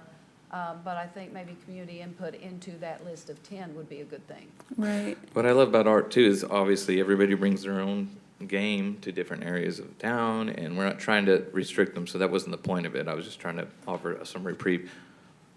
I'd like to add something, actually, Charlotte. Charlotte, can you tell them the process of when the commission wants to see a mural on a building? What is the process? Okay. So let's say we found a building that's a great place for it. We usually talk with the building owner, and if it's in if it's not in a business area, if it's in a neighborhood, that's when we have input from the community. We want to curate a variety of art in town. That is I think what our job is to introduce our residents to different kinds of art. They may not be able to go to museums and see different styles. So just because somebody personally doesn't like a style or they only like a certain subject matter, there's pieces that I'm not drawn to myself, but that's not my job to say I don't like this. It's my job to say, what does the community want? What does the community need to have a good collection of public art? And that's what it is. And so the commission will discuss, we want something that, we don't want something that says the river because we get a lot of that. We want something that maybe is about wildlife, or we want something that's about downtown. They usually leave it pretty open-ended because we want the artist's creativity to come through. And so when we put a call out, we do a call for qualifications. So we look and see what their styles are, and we narrow it down to 2 or 3 different artists that, we think the style of these artists would work well in this space. And then we pay them a stipend to come up with a design. And so, like with the big mural, we paid for 3 artists to come in, listen to the community, and then they put together the designs from what they heard from the community, and then the Arts Commission then voted on which of those 3 pieces they thought was better. And then they made some minor changes, like, let's not have 2 of the same bird, minor things like that. So if I've heard from you correctly, because the question at hand is council input, and you're desiring, when is that input process? So you've said that the Arts Commission sees 3 sketches? Yeah, 2 to 3, depending on what the project is. And what guides the Arts Commission for changes in design? Either they were there and they heard what the community said, like if we talk about the big mural, we made a recording of everything that was said at that meeting. And so when they looked at that and said, and listened to it, that the artist that was chosen hit every single thing that the community asked for. Yeah, because I'm trying to relate that, of course, to council's question of input and the right time for input. It seems like the premise of sketches are shared with the public body. I might add that you said you were at the one meeting, right? The public input meeting, yes. Yeah. And at the time, we hadn't thought about that as public input. My answer was go to the meeting and give your input, right? That seems just like the simplest way for me to do it. I know personally, I wouldn't want to get caught holding the art bag at the end of the day. If that's what the people want, as long as it's appropriate, I don't think I'd want to add my personal opinion on that. I do have a secondary question, but I want to finish this conversation too. So. The thing is, I'm not trying to necessarily control the art. It's just if I had seen a bobcat, I would have said, let's put a rattler on there too. I don't care how it is, approximately the same size, put it wherever, but we just need to balance it out. I'm not going to tell them how to draw it or anything like that. Just, if you have one, we need the other. Well, the Arts Commission did bring that up, and their thought was it wasn't about mascots. It was about what the community said. Nobody said rattler, and it wasn't a mascot of the bobcat. It was representative of mammals that you find in the hill country. You find rattlesnakes too. They're not so friendly. And Mayor, I want to tie it back to your concern, acknowledging that the Arts Commission had that discussion, but I think your concern, Mayor, is whether or not there should be a council question that's also, or council discussion that's raised where that topic's brought up. And so I just want to tie it back to your original request of your colleagues regarding input. And I need to finish over Yes. here, asking if anybody else is in agreement that we should see something early on before it's too late to change it, and that's my biggest example. So we do have something early on, right, in general, right? Other people get to review it, it's just we don't. As far as like, The Arts Commission, I can't think of any time that we've done a major rehaul. It may be like going, that's not really the kind of bird that is here. Can you change it to a, golden cheek warbler? So it's minor things like that. It's, But they get to see it. it's only the Arts Commission that will do that. If they have major concerns, we would go back to the drawing board on it. Right. So what's the question right now? Do you want Well- council to be able to review whenever the concept, the sketches, whatever are made? You're a no? All right. I'm a no Or because just a I no. also don't trust our judgment, just given the recent dialogue regarding our gateway signs. I feel more comfortable having another body of folks who's like, I think all the folks that we appoint to the Art Commission, they have some sort of appreciation Oh, or this is in addition to, expertise. not instead Right, of. right, but, I feel like they are more experts than I am, so I'm okay with just letting them handle that. Okay, I Yeah. record you as a no. Mr. Baselk? I'm a no. Okay. Ms. Rodriguez?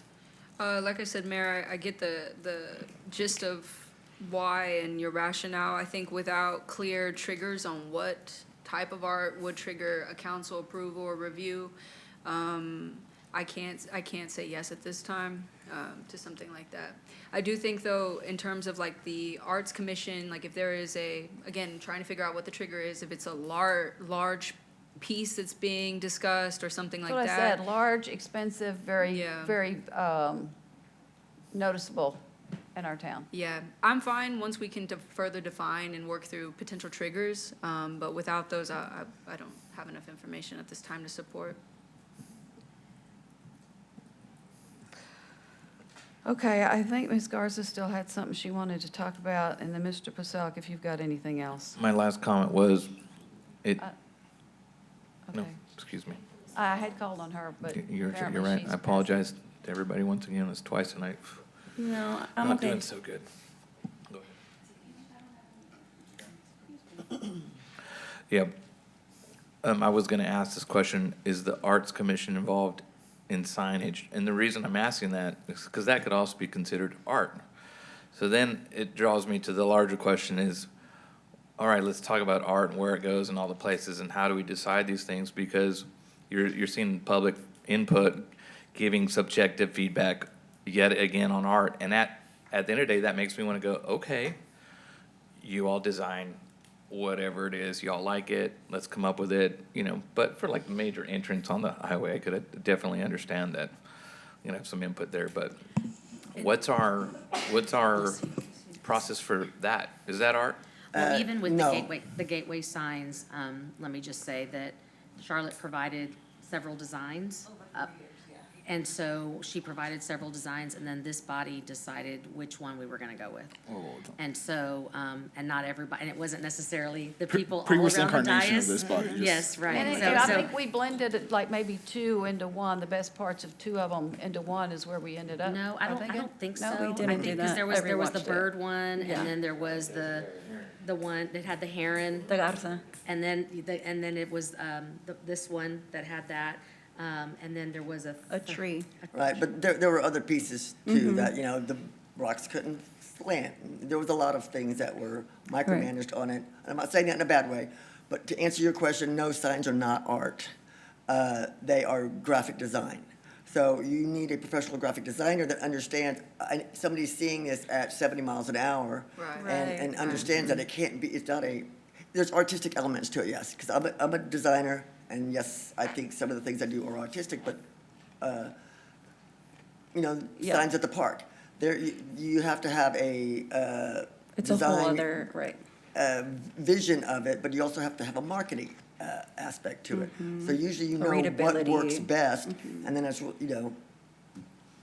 Right. expert with. It's functional in addition to being Right. Yeah, it's beautiful. artistically at the same functional, time, but, yeah. just like with billboards, you can't have more than 3 words or 4 words on it, and then you see the people that didn't do that. There's a lot of bad ones out there. Right, so, Yes. I understand. so mayor and council made the decision about what was ultimately installed, and so, and of course, yes, you have some people who are liking the signs and some people who are being critical of the signs, so, that goes with the territory, you know, with things, because it's, there's always gonna be some element of subjectivity. Not everybody likes the same things, not everybody has the same styles, that kind of thing, but Charlotte did provide options, and then that's what was ultimately decided on by the council. There you go. I think this conversation is sort of what I was getting at, in the sense that the things that you just brought up are things in my mind, because it's not my background, it doesn't typically register as like a consideration. And that's what I'm getting at, is I don't feel that I have the capabilities to really make a great decision on what great art is versus not great art. I think there are people who do this work. I know many of them in the Arts Commission who are artists, and I think we're blessed to have that group of people come together and make decisions for us. And so that's why I was sort of getting at, council making a decision on a whim, for me, it's just Right. almost inviting the public to hate a piece of art. Who said anything about a whim? It was 4 It years. feels very whimsical I would encourage sometimes. folks to go read the San Marx's blog. Shameless plug for a community author, but she has a good breakdown of the entire process regarding the gateway signs. I think in retrospect, maybe we could have done some more public outreach just to kind of get a better sense of folks' thoughts, but at the same time, I think it's that piece that you just described where there's a difference between like an art piece, a mural that's just simply for aesthetics, just for like visual consumption, versus creating something that is on a functional situation. Like, yeah, it's a little bit different, but still, I think it was a learning moment. teachable moment, Not yeah. to take it wrong, but it still is artistic. When I say Right. it's not art, it is still artistically designed. It's just not, going to be on a wall somewhere. Right, and it's like a different process, like Yeah, you said. it's a different There's type best of art. practices, readability, and for, what the function The is. the objective is different, but still. Mr. Scott, you want to say something? Yeah, I have some type of a background in art, more with film, as you know. I would like to see it. It'd be like seeing a trailer for a movie. I'd like to see what's coming up, just to know, have an idea what I'm gonna see, I think that it's silly for us not to look down and have an opportunity to say something about it, because I have constituents who will say different things about different art pieces. So, as one way I get to do it is come in here and look at it and say, well, I thought it looked great to me, or I didn't like it, too bad, so sad. But at least we get the opportunity to see it. Do they not discuss those things like in like their public meetings, or is it like a Yes. closed meetings, right? Yes. Well, I Nobody do ever want comes to to our meetings. recognize the difference, I do want to recognize the difference. There is the public input, but as Charlotte mentioned, part of the process is the Arts Commission is provided 3 sketches. And so I think that's what we're talking about, is the input section for council input. There's an early process, and as we've heard, a commission is granted a review of sketches. Now, what they do with that, that's a separate conversation, but the fact of the matter is they are provided an input.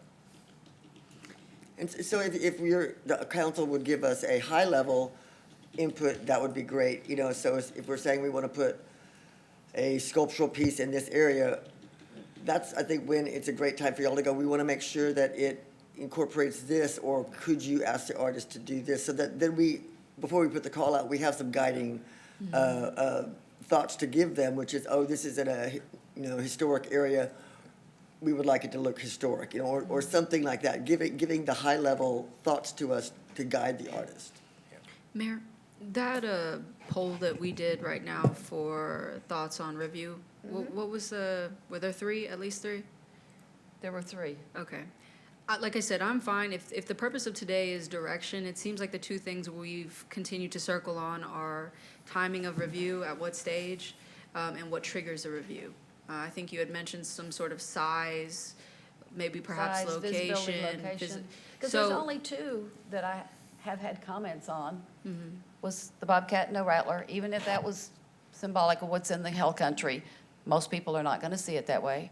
And then the cactus, for the steps at the Price Center, which I said was beautiful and would be great if it was in one of our, the entry to a green space.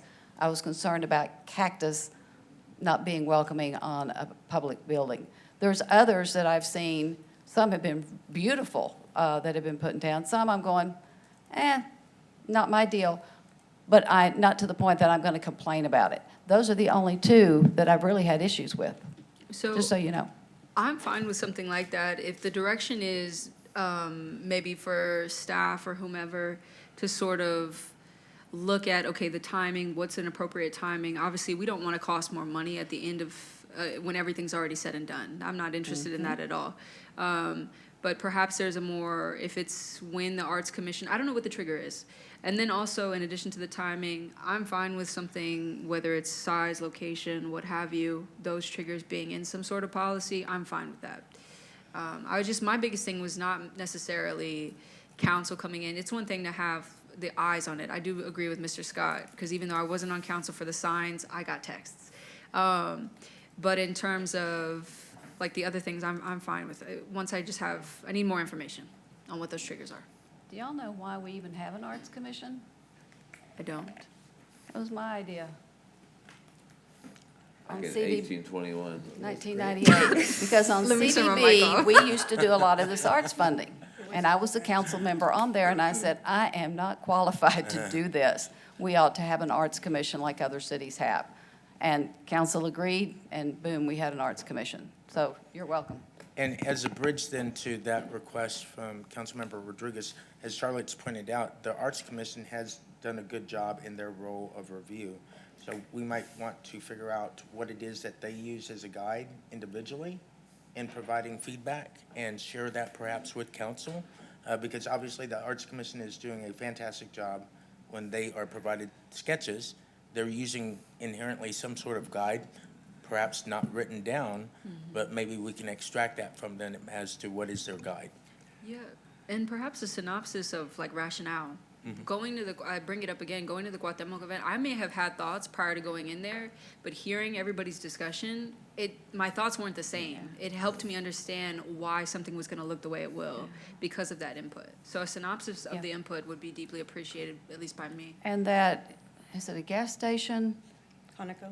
Yes, as you're going, just as you start to get on down 125, understand that was a lot of neighborhood input and well-received by the neighborhood for the final product. That was great. And that's the one that triggered, we now put it on their deed. Oh. Well, and Miss They Ollie's built a store, big- Yeah. it's great. So anyway. Okay. What else? I'm not opposed to Mr. Paselk's idea of having some things like maybe we just think we'd like to see XYZ recognized.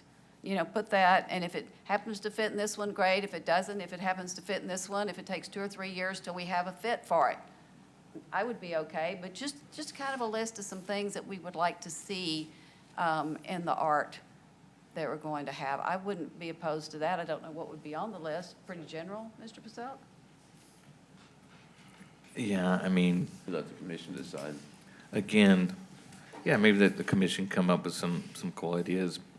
We're obviously paying homage to the city, and there's just so many ways to do it. So technically, that list could be 2,000 lists long, but some no-brainers is just like, yeah, the school district, the university, those things they come up often. But then again, to your point earlier, we were arguing about they do come up a bunch, but everybody's paying those things everywhere. So again, this is where the art truly becomes art. And then I'm like, for me, it's still less is more.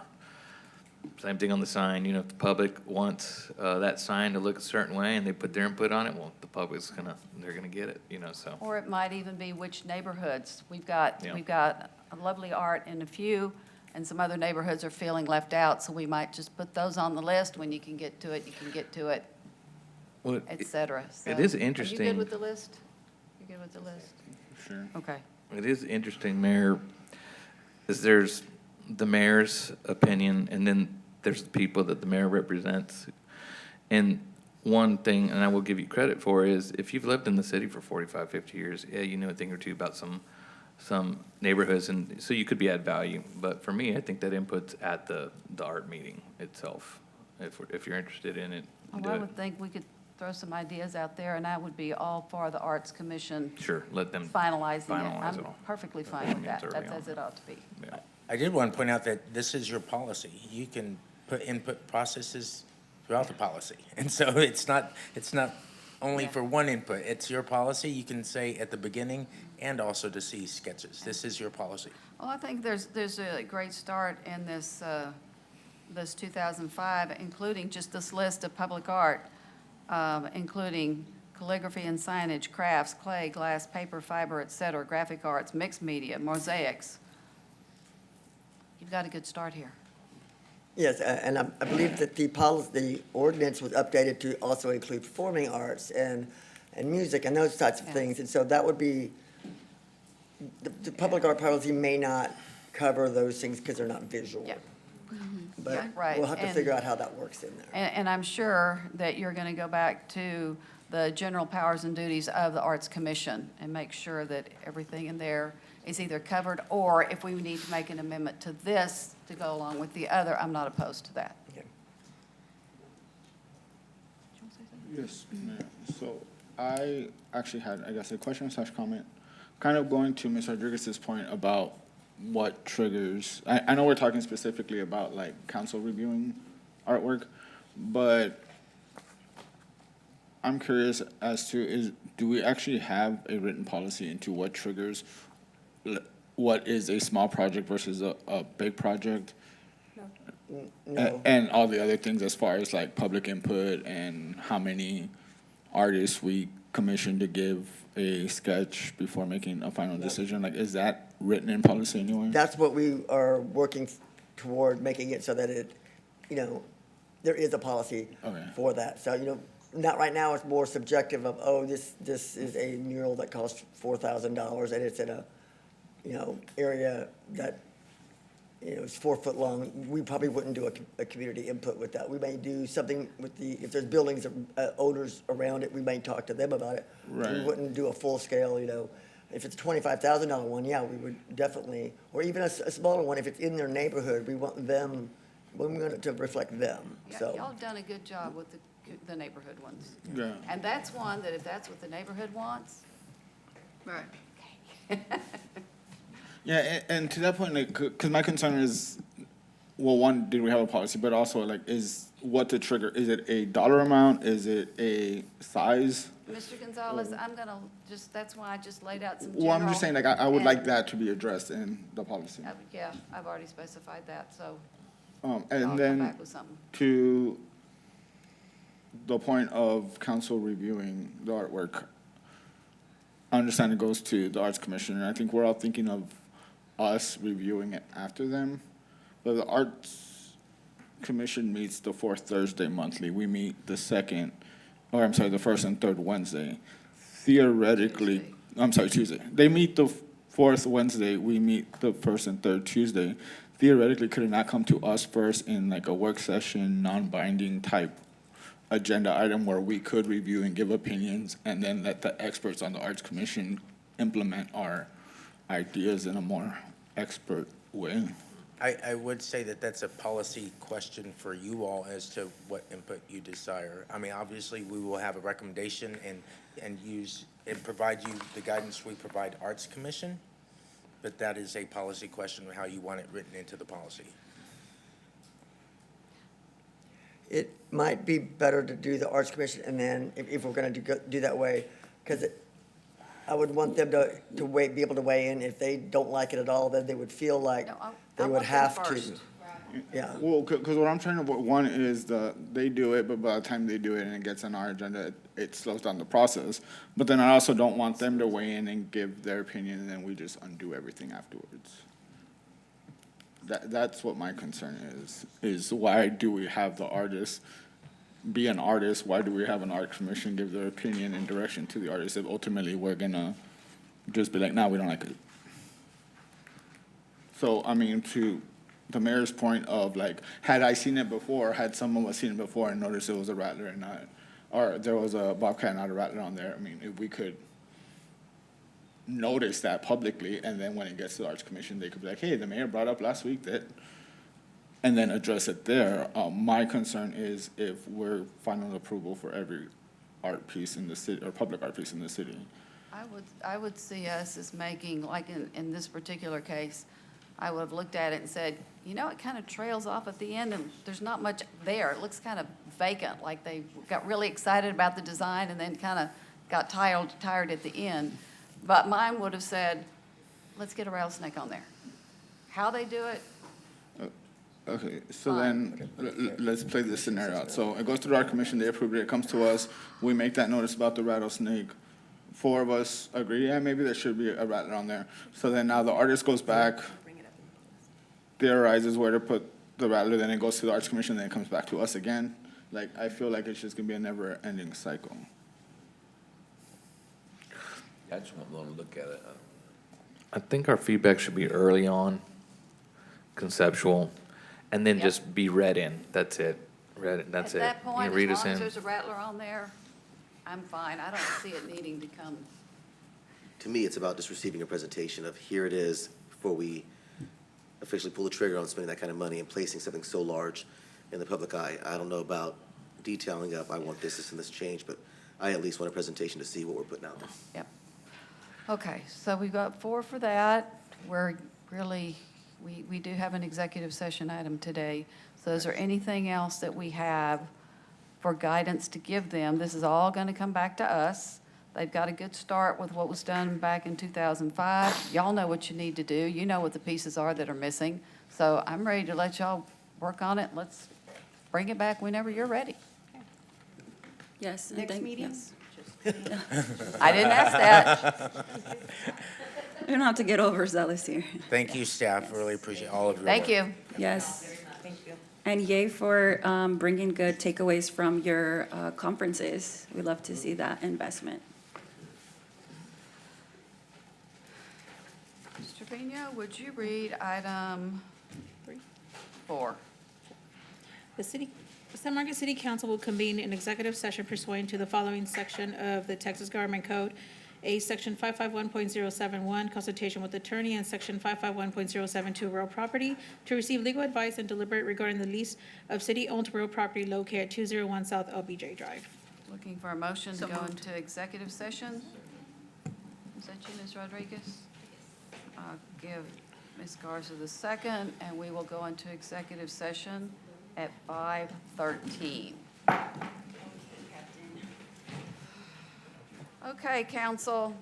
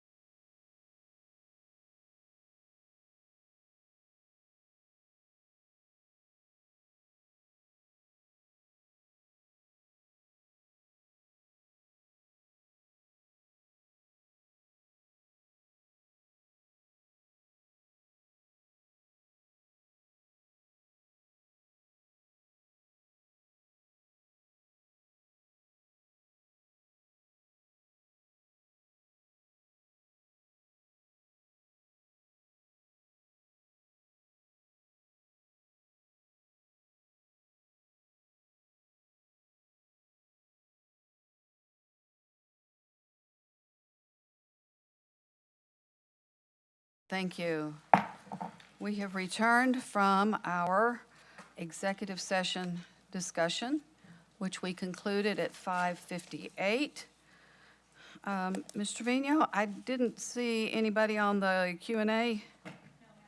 All right. In that case, there being no further business on our 3 o'clock agenda, I will adjourn us at 6 o'clock and Council Control Room needs a couple of minutes to close out this meeting and start the other one, so we'll be back in about 3 minutes.